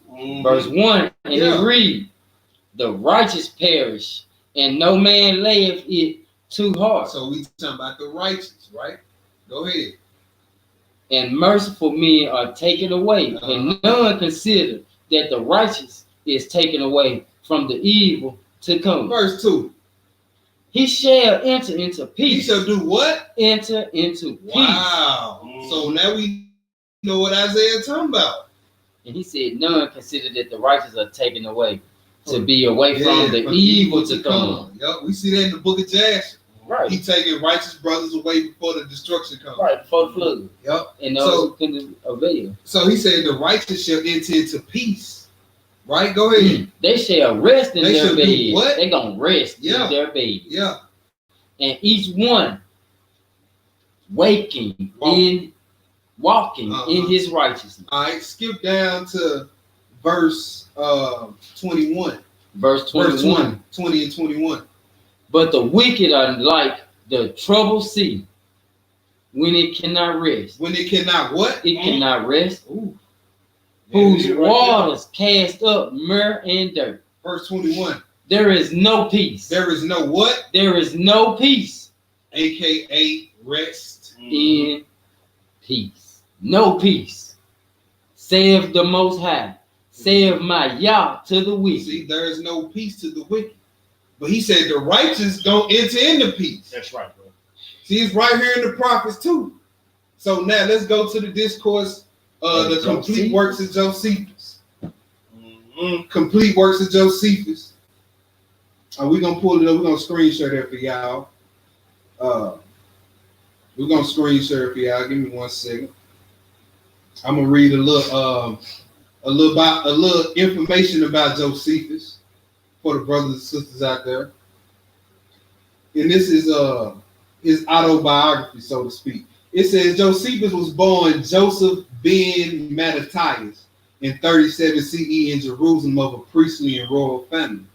He excelled in his studies of the Jewish law and studied with the Sadducees or the Sadducees, Pharisees, and the Essenes, eventually aligning himself with the Pharisees. In 62 CE, he went to Rome to free some imprisoned priests. After accomplishing the mission through the intercession of Nero's wife, Poppaea, he returned to Jerusalem in 65 CE to find the country in revolt against Rome. Although Josephus had deep misgivings about the revolt, it became inevitable due to the reasons he discusses in his history, primarily the abuses of the Romans. This spurred the growth of the fanatical Messianic Jewish movements, which believed that the world was coming to an end shortly. In 66 CE, the Masada was seized by the Zealots and the Romans were on the march. Josephus was appointed the commander of Galilee. Josephus had to fight a defensive war against overwhelming force while referring, I don't know that word, squabbles in the Jewish ranks. In 67 CE, refereeing. In 67 CE, Josephus and other rebels were cornered in a cave during the siege of Jotapata and took a suicide pact. However, Josephus survived and was taken hostage by the Romans, led by Vespasian. Josephus shrewdly reinterpreted the messianic prophecies. He predicted that Vespasian would become the ruler of the entire world. Josephus joined the Romans, for which he was branded a traitor. He acted as a consultant to the Romans as a go-between with the revolutionaries, unable to convince the rebels to surrender. Josephus ended up watching the second destruction of the temple and the defeat of the Jewish nation. Just give a little background on the brother. He was an Israelite. So now, let's get into his discourse with the Greeks concerning Hades, concerning the topic that we just talked about. Yep. All right. I hope this is big enough for y'all. Well, let me get the right screen though. Real quick. Save text. All right. Can y'all see that? If y'all can see that, give me a 7. Let me know if I need to make it bigger. I don't even know how you never mind. Nope. How you make the text bigger? You can right click. You should have a zone or something.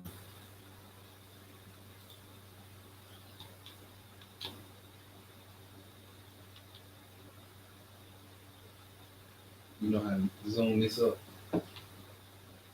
Yeah. Trying to make it bigger so I can see. Let me see. They said they can see it. Y'all can see that? Well, let's get it then. Oh yeah, that's probably gonna be bigger. You can get that because it's filling the whole page up. Okay, it says an extract out of Josephus' discourse to the Greeks concerning Hades.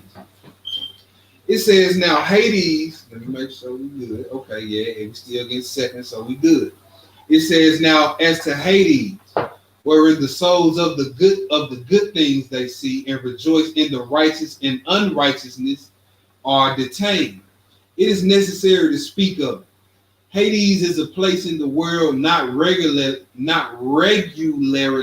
finished. Boy, I cannot say that word for nothing. A subterraneous region wherein the light of this world does not shine. So this is not in this world that we can see. Mm-hmm. That's why I want to get that Enoch, because it kind of explains it real well what it is. It says, from which circumstance that in this region the light does not shine. It cannot be, but there must be in it perpetual darkness. This region is allotted as a place of custody for souls, in which angels are appointed as guardians to them, who distribute to them temporary punishments, agreeable to everyone's behavior and manners. In this region, there was a certain place set apart as a lake of unquenchable fire. Woo. As a lake, not the lake. He didn't say it was the lake. He said, whereunto we suppose no one have hitherto been cast. See, but it is prepared for a day and for determined by Yah, in which one righteous sentence shall deservedly be passed upon all men. When the unjust and those that have been disobedient to Yah and have been given honor, have given honor to such idols as have been the vain operations of the hands of men, as to Yah himself shall be a judge to this everlasting punishment, as have been the causes of defilement, while the just shall obtain an incorruptible, never fading kingdom. These are not indeed confined in Hades, but not in the same place wherein the unjust are confined. For there is one descent into this region, at whose gate we believe there stands an archangel with an host, which gate, when those pass through, are conducted down by the angels appointed over souls. They do not go the same way, but the just are guided to the right and led with hymns sung by the angels appointed over that place unto a region of light, in which the just have dwelt from the beginning of the world, not constrained by necessity, but ever enjoying the prospect of good things they see, and rejoice in the expectation of those new enjoyments which will be peculiar to every one of them, esteeming those things beyond what we have here, with whom there is no place of toil, no burning heat, no piercing cold, nor are brides there, but the countenance of the just which they see always smiles them, while they wait for that rest and eternal new life in heaven, which is to succeed this region. This place we call the bosom of Abraham. Hallelujah. Hallelujah. Hallelujah. So we see that Luke 16 lining right up with everything we read. But as to the unjust, they are dragged by force. Mm-hmm. Boy, you drag kicking, and your soul is dragged kicking and screaming. Woo! By force to the left hand by the angels allotted for punishment. No longer going with the goodwill, but as prisoners driven by violence, to whom are sent the angels appointed over them to reproach them and threaten them with their terrible look, and to thrust them still downwards. Now those angels that are set over these souls drag them into the neighborhood of hell itself. Woo. Neighborhood of hell. Woo. Who, when they are hard by, continually hear the noise of it, and do not stand clear of the hot vapor itself. But when they have a near view of this spectacle, as of a terrible as a terrible and exceeding great prospect of fire, they are struck with a fearful expectation of future judgment, and in effect punished thereby. So you are affected or tormented by what you see, is what he's saying. Knowing where you going, and you can feel it. This your conscience. This is your conscience. This is your spark. This is your awareness, y'all. Understand what we're talking about, right? Feel the heat. Ooh, See the man. Boy, this is heavy right here, man. He says, and not only so, but where they see the place or choir of the fathers and of the just, even hereby are they punished. So you see in the just, you like, dang, that's what I could have had. That's what I could have That's what I'm saying. All those 7 steps you read about over there, it's all torment. Yeah, it's all torment. That's the torment. Them Yeah. 7 torments in your mind because you seen what could have been, should have been, would have been. Yeah. And you seen what's gonna be. Yeah. And you separate. Now, and you know what's even deeper? Your soul knows the truth. It's your mind that was deceiving you, man. That's it, bro. That's it. Because when you give up the ghost, your soul gonna know. That's your soul gonna look over there and see. No man without excuse. And your mind was desperately wicked. Yeah. You gave away. Not your soul. You gave way to your affection and your lust. Yeah. So you reap to the flesh, like he said. Boy. Right. You gave way to that. Boy. You gave way to that. It's just like your soul naturally cries out when it's in danger to the Most High. Your soul know who it belongs to. Yep. Oh Lord. Oh Lord. It be them emotions in that. Yep. In that brain. In that brain. See, your mind is not your brain. Contrary to popular belief. Right. Your mind is your soul. Your brain is that fleshly thing. The houses. Exactly. Your brain. That's what deceives you. Because it receives. This is crazy. Because it receives so many signals, it's gonna deceive you with false signals. The neighborhood of hell. That thing said the neighborhood of hell. So let's keep reading. Though. What was we at? Why I lost my spot? We was in 4. Okay, yeah, we was in 4. It says, okay, right here, I'm gonna highlight it so they can see it. The place of choir of the fathers and of the just, even hereby are they punished. For is this chaos? Yeah, chaos, deep and large is fixed between them. Right? That's that gulf that they was talking about in that Luke 16. It says, it's so much that a just man that have compassion upon them cannot be admitted. Yep. So that great gulf that was fixed between well, no man can come from here and Lazarus. Nobody can go to there. So the false teaching that we've been taught that there was somebody in the lake of fire talking to somebody that was in the kingdom. He said, man, you can't get over there. I can't get over there. You went, bro. You stop that. That's he. And we read that the hell the rich man was in one Gehenna. Right. Gehenna. Mm-hmm. Yo, Gehenna, however you want to pronounce it. Guyana, yeah. Okay, let's keep reading. It says it's fixed, and the just man to have compassion upon them cannot be omitted, nor can one that is unjust, if he were bold enough to attempt it, pass over. See, God about that. Yep. This is the discourse concerning Hades, wherein the souls of all men are confined into a proper season, which y'all have determined, when he will make a resurrection of all men from the dead, not procuring a transmigration of souls from one body to another. So that kills the reincarnation. Right. Reincarnation. Come back to the count. Nope. But raising again those very bodies, which you Greeks seeing to be dissolved, do not believe their resurrection, but learn not to disbelieve it. For while you believe that the soul is created and yet is made immortal by God, so even the Greeks believe that. But you got Negro Israelite teachers that don't even believe that. Even the Greeks can understand that. Mm-hmm. And he said the Greeks understand that it's the immortal part of you. Mm-hmm. That's your whole being. Yeah. Other than your body and your spirit, that's your whole. That's what makes you you. Yeah. Mm-hmm. Yeah. It says, according to the doctrine of Plato, and this in time be not incredulous, but believe that Yah is able, when he have raised to life that body which was made as a compound of the same elements, to make it immortal. For it must never be said of Yah that he is able to do some things and unable to do others.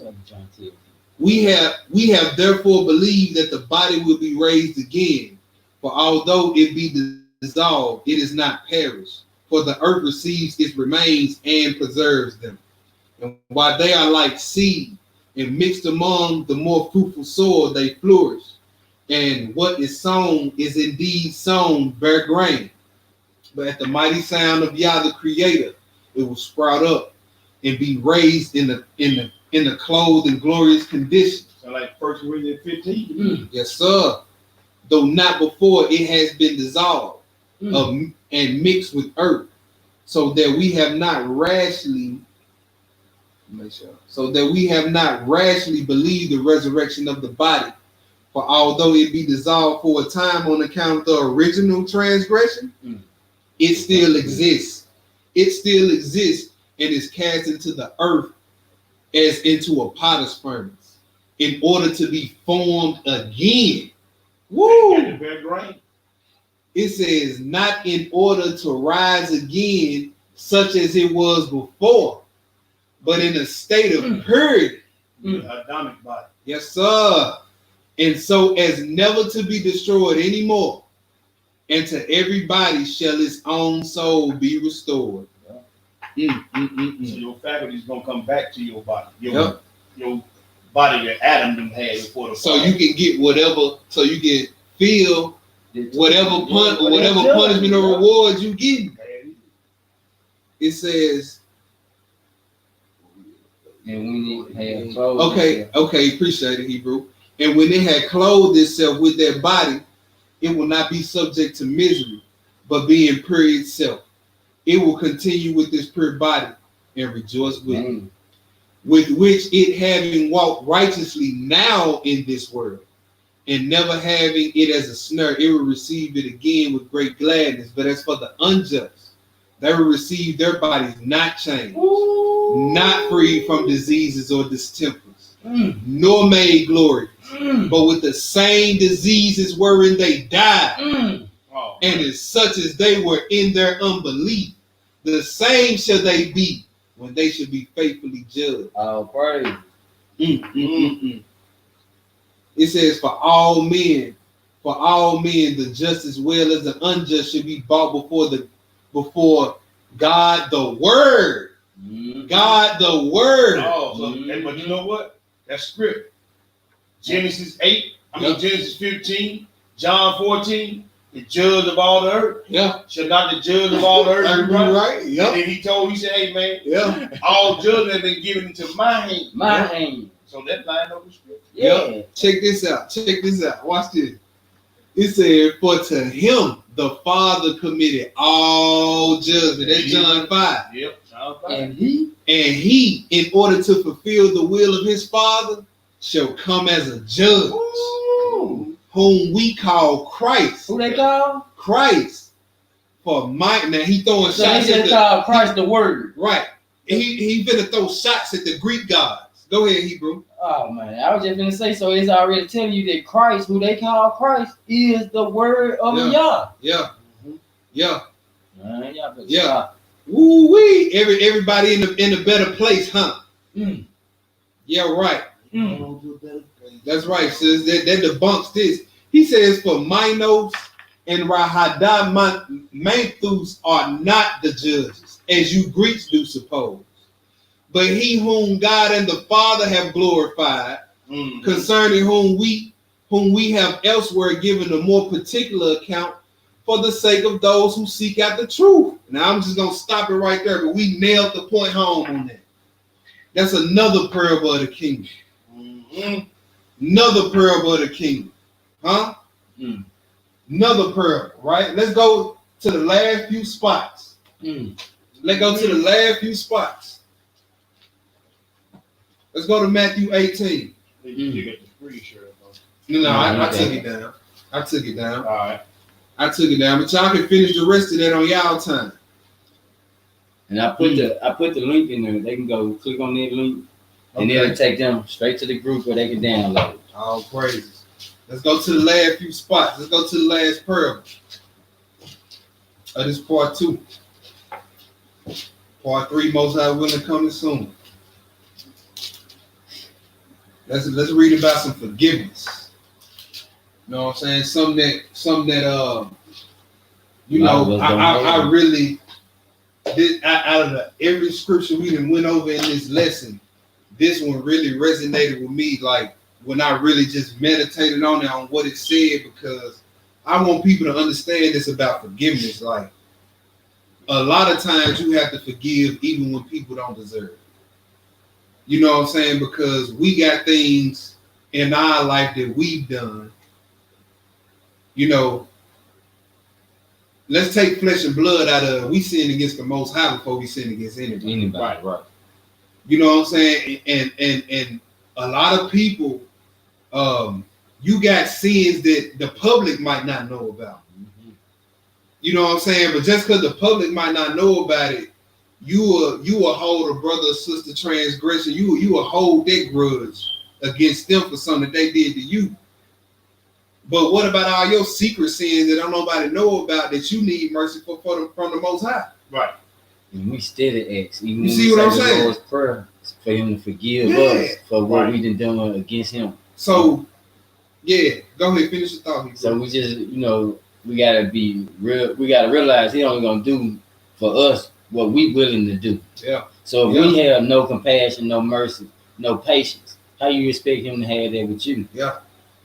And one thing, like especially with us, because we got a lot of untreated trauma. You know what I'm saying? And I ain't talking about with this heathen. Bump the heathen for a minute. This real talk stuff that go on in our community. That's right. Between us. You know what I'm saying? I'm talking about like child molestation. You know what I'm saying? Our fathers leaving us at an early age. Mm-hmm. You see what I'm saying? We got to forget it, because that's the key to hit that. Like any type of sickness, if you want to get rid of any type of sickness, it starts with forgiveness. And that's what he telling us. That's what he gonna tell us in this prayer we finna read it. So you got deep rooted thing, like some people have been molested, y'all. Now I'm not saying the person who done that to you, I'm not saying totally forget about it. When you see them, don't confront them. I'm not saying that. Right. But after all these years, they ain't apologized to you. It's no reason for you to continue to sit up there and harbor all that. Let that, forgive them. Don't forget it. Mm-hmm. When you see them, put them on Front Street. When you get the courage and boldness enough, put them on Front Street. Some of our sisters that been raped. Beat. A lot of our young men that been raped by the babysitter. A lot of us don't talk about that. You see what I'm saying? Because we think that's a badge of honor as men. Yeah, man, I had the babysitter doing this to me at 10. Knowing you and she 40 years old. You got molested, brother. Because if it was the other way around, the man babysitter, it's a clear outrage. And you know, they used to say back in the day that men couldn't get raped. Right. That's what they used to tell. I used to believe that. Me too. And I used to be like, hey. I used to believe it. But forgiveness is the key to that healing. I guarantee you, if you face the east, turn to the Most High, get on your face and pour your heart out. You know what I'm saying? Most High, I surrender my mind. I surrender all to you. Give me the mind to forgive them for the deep-rooted things that they have done to me that scarred me. See, hopefully, you know man, they got a better understanding that they should be repenting for not only just their body, they should be repenting for the mind and for the soul. Yeah. We got three things we got to cleanse up. That's right. Because they all got to be found blameless. You see what I'm saying? So when we read this parable about forgiveness, just keep in mind. Right? Let's get into this. Matthew 18, verse 23. Pick it up in verse 23, Hebrew. Matthew 18, verse 23, and it reads. Yeah. Therefore is the kingdom of heaven likened unto a certain king, which would take account of his servants. Okay. And when he had begun to reckon, one was brought unto him which owed him 10,000 talents. 10,000 talents, y'all. That's a lot of money. $10 million. Man. In today's time, that would be like $10 million. Go ahead. But for as much as he had not to pay, his Lord commanded him to be sold, and his wife and children, and all that he had, and payment to be made. Go ahead. Now the servant therefore fell down and worshipped him, saying, Lord, have patience with me, and I will pay thee all. Then the Lord of that servant was moved with compassion, and loosed him, and forgave him the debt. You see that? He forgave him. How much money was that? 10,000 talents at that time, but like 10 million. 10 million if you talking about fiat currency. Man, with the inflation, there might be some billions. In today's society, how much do you? Go ahead, Hebrew. Now that same servant that just did all this snotting and crying, begging for forgiveness. Look at what he gonna do. But the same servant went out and found one of his fellow servants, which owed him 100 pennies. How much is that compared to what you owe? Exactly, bro. That's like $5. Yeah. Go ahead. And he laid hands on him. Because he didn't forgive, even though he got a debt that he needed to be forgiven. Well, his whole household was finna be destroyed. Yeah. Just like us, like I was saying before we started, like we all got a debt. We gotta pay. And you can't say, well, my sin wasn't as bad as me getting molested. Oh, yeah. True enough. But you still got a debt though. That's the whole point. Can't nobody on this live chat right now say they ain't got a debt they need to be paying back to the Most High. Yeah. See, the forgiveness is not for them, it's for you. So you can heal. So you won't block your blessings. Because he gonna tell you when you harbor resentment, and he gonna tell you later on this parable what's gonna happen. Go ahead, Hebrew. Go ahead. No, I lost my spot. No, you good. Take your time. Get it back. All right. Then, and that fellow servant, pick it up in verse saying right here, but the same servant went out and found one of his fellow servants, which owed him 100 pennies, and he laid hands on him, and he took him by the throat, saying, "Pay me what thou owest." And his fellow servant fell down at his feet, and he besought him, saying, "Have patience with me, and I will pay thee all." And he would not, but he went and cast him into prison till he should pay the debt. So when his fellow servants saw what was done, they were very sorry. They were very sorry. Go ahead. And came and told unto their Lord all that was done. Now the fellow servants could be your brothers and sisters that saw that Mhm. and was like, man, what's wrong with you? Or you read Revelation 19 and you find out them other fellow servants that's forever Right, watching. writing everything down. That's right. They like, man, Lord, you just seen that was the same one that just came and begged for your mercy, You owed him 10 million. The dude owed him $20. and he just had him thrown in jail. Most High, you saw that? Ooh, and you know if the angel bring it to the Most High Oh yeah, attention oh yeah. about how he just messed with you with that Yeah. forgiveness, and Yeah. you want to be stone hearted out here. Okay. Yeah. Go ahead. Keep reading. Then his Lord, after that he had called him, said unto him, O thou wicked servant, Thou wicked servant. Go ahead. I forgave thee all that debt because thou desiredest me to. Should not thou also have compassion on thy fellow servant? Wow. So if you know that you got a debt, if you know you got a debt that you got to pay back to the Most High, why would you be unforgiving with anybody? Come on, man. Like, what fallout is big enough to keep you from forgiving? I mean, anybody, Anybody. right? Because we look at brothers like Joseph. All right, them brothers literally tried to kill him and sell him out to slavery. What little squab have you went through down here with your sisters and brothers in this truth that's been to that extent? It ain't. None. They done bound you It up, threw ain't. you in the trunk, and dropped you off somewhere for you to be a indentured servant. Ain't nobody in this walk that done that to you. Right now, you go on. Now you go. Some things have been done to some people in their lives True. that's scarred you. Right. But guess what? You got debts too. You got debts too. You got debts too. Go ahead, Hebrew. Even as I have pitied on them. And his Lord was wroth and delivered him to the tormentors. To do what? To the who? To the tormentors. All right, y'all, let's get this. Look up in the screenshot. Let's get the definition of tormentors. Because see, people think that it's just some fancy to say, well, don't hold that grudge. You gonna kill. Nah, you is gonna kill yourself. When you don't forgive, That's right. you being tormented. You being tormented. And if you don't want to be tormented no more, forgive.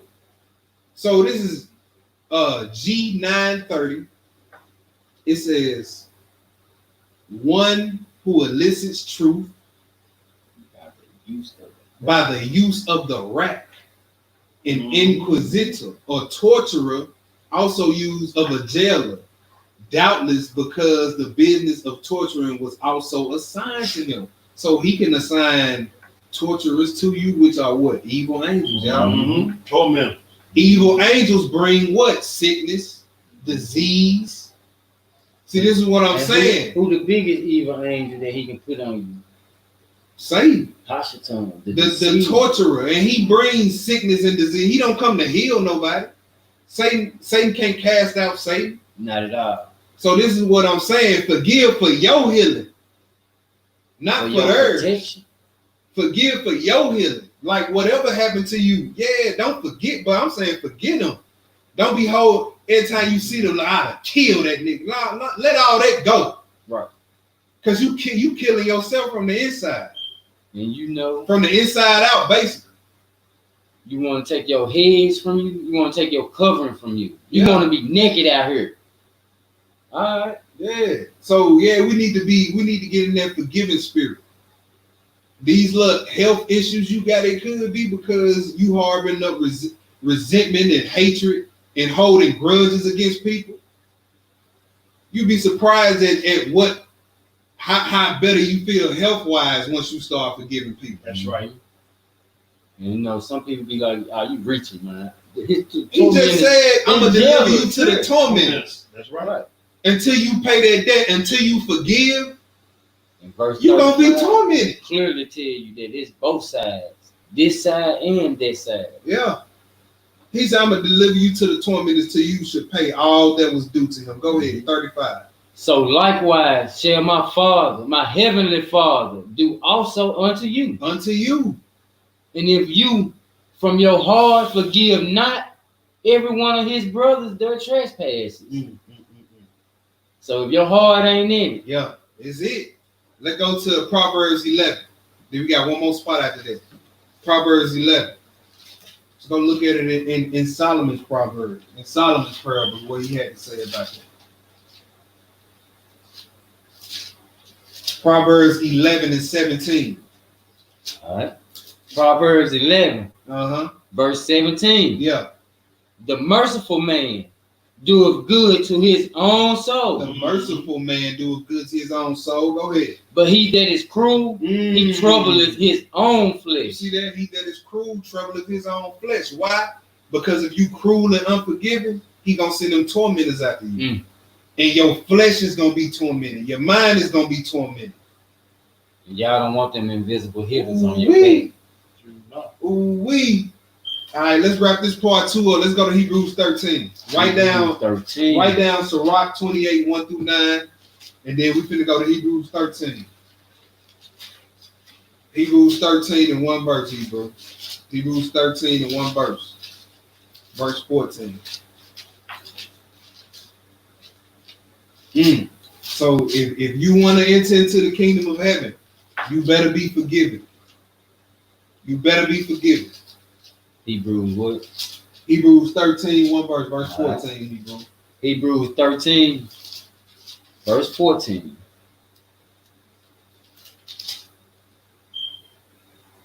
For here have we, right? Yeah. All right. For here have we no continuing city. That's right. We don't have no permanent city.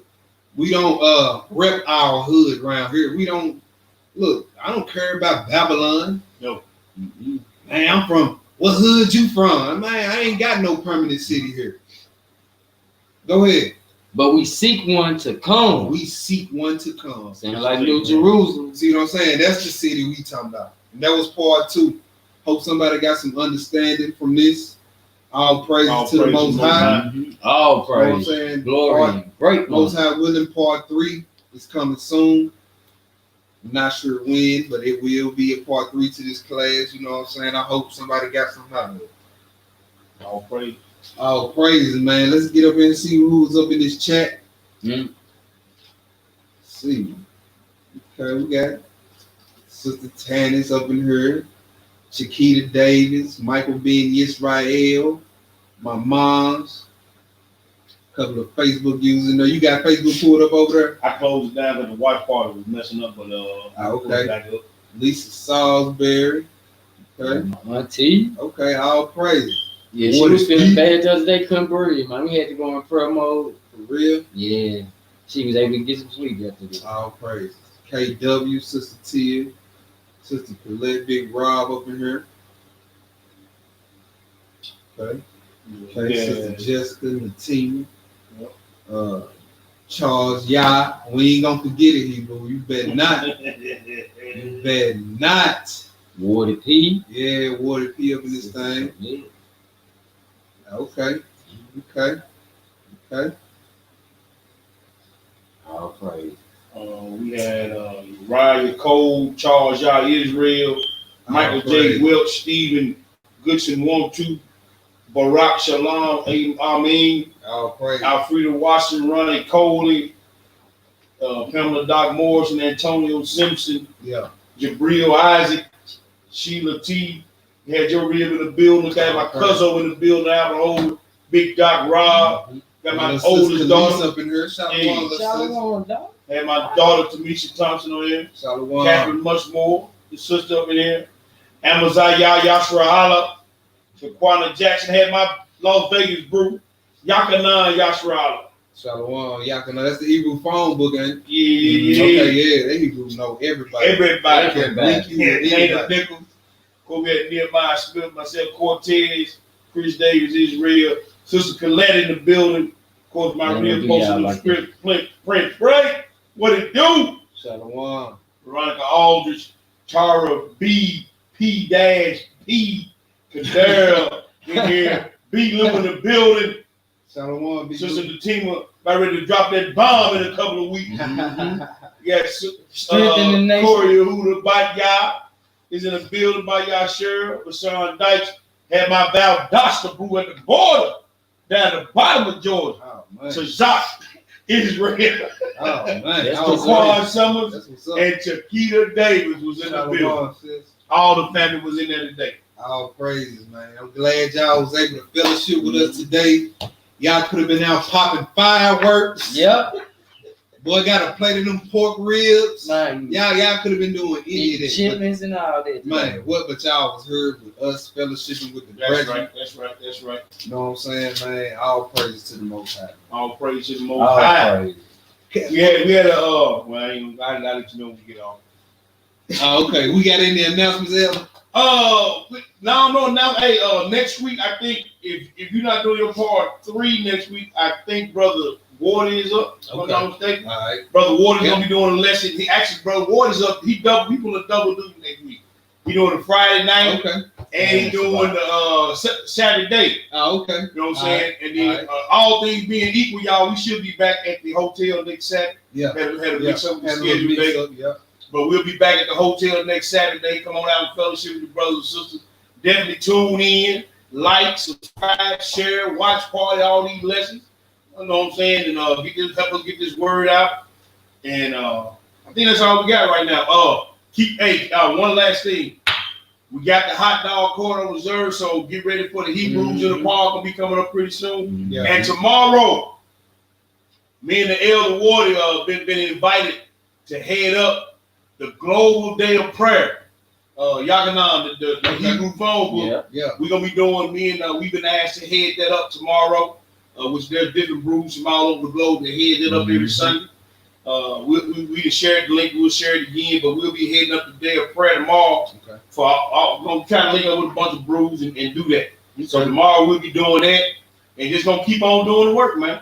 Okay. Shout out to my little sister Cheyenne up in the chat. Okay. Shalom, little And sister. let them know that if they local and they, want to get in contact with us, we got email, we got a Facebook group, like Get all get that. in contact with us. Cause we Yeah. trying to do big things for our nation, Yeah. not for ourselves. Oh man, we supposed to. Never mind. That's off camera. Yeah, What we talk about. yeah. We About the discussed head that. count and all that. About that. Mm-hmm. Yeah, we gonna talk about that next week. That's gonna be at the meeting next week. Yeah. Okay. That's gonna be at the meeting next week. Okay, see, man, I ain't gonna lie, I was pissed off when I got the news we couldn't meet. Yeah, man. It would have been spectacular. It would have been great. Hashatan, boy, he tried to get me off track. Well, you can ask the real man. I was steaming coming down that highway. That's all good, but that's that zest and that zeal for the house of the Most High. Yeah, That's all right, but we still, man, the Most High provided, and we still did say their words. So that's the main thing. that's right. All praises, All man. praise, Lord. Man, it was good seeing y'all on this chat.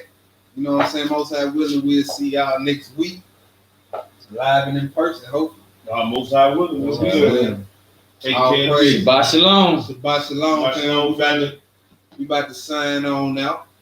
Shalom. Shalom.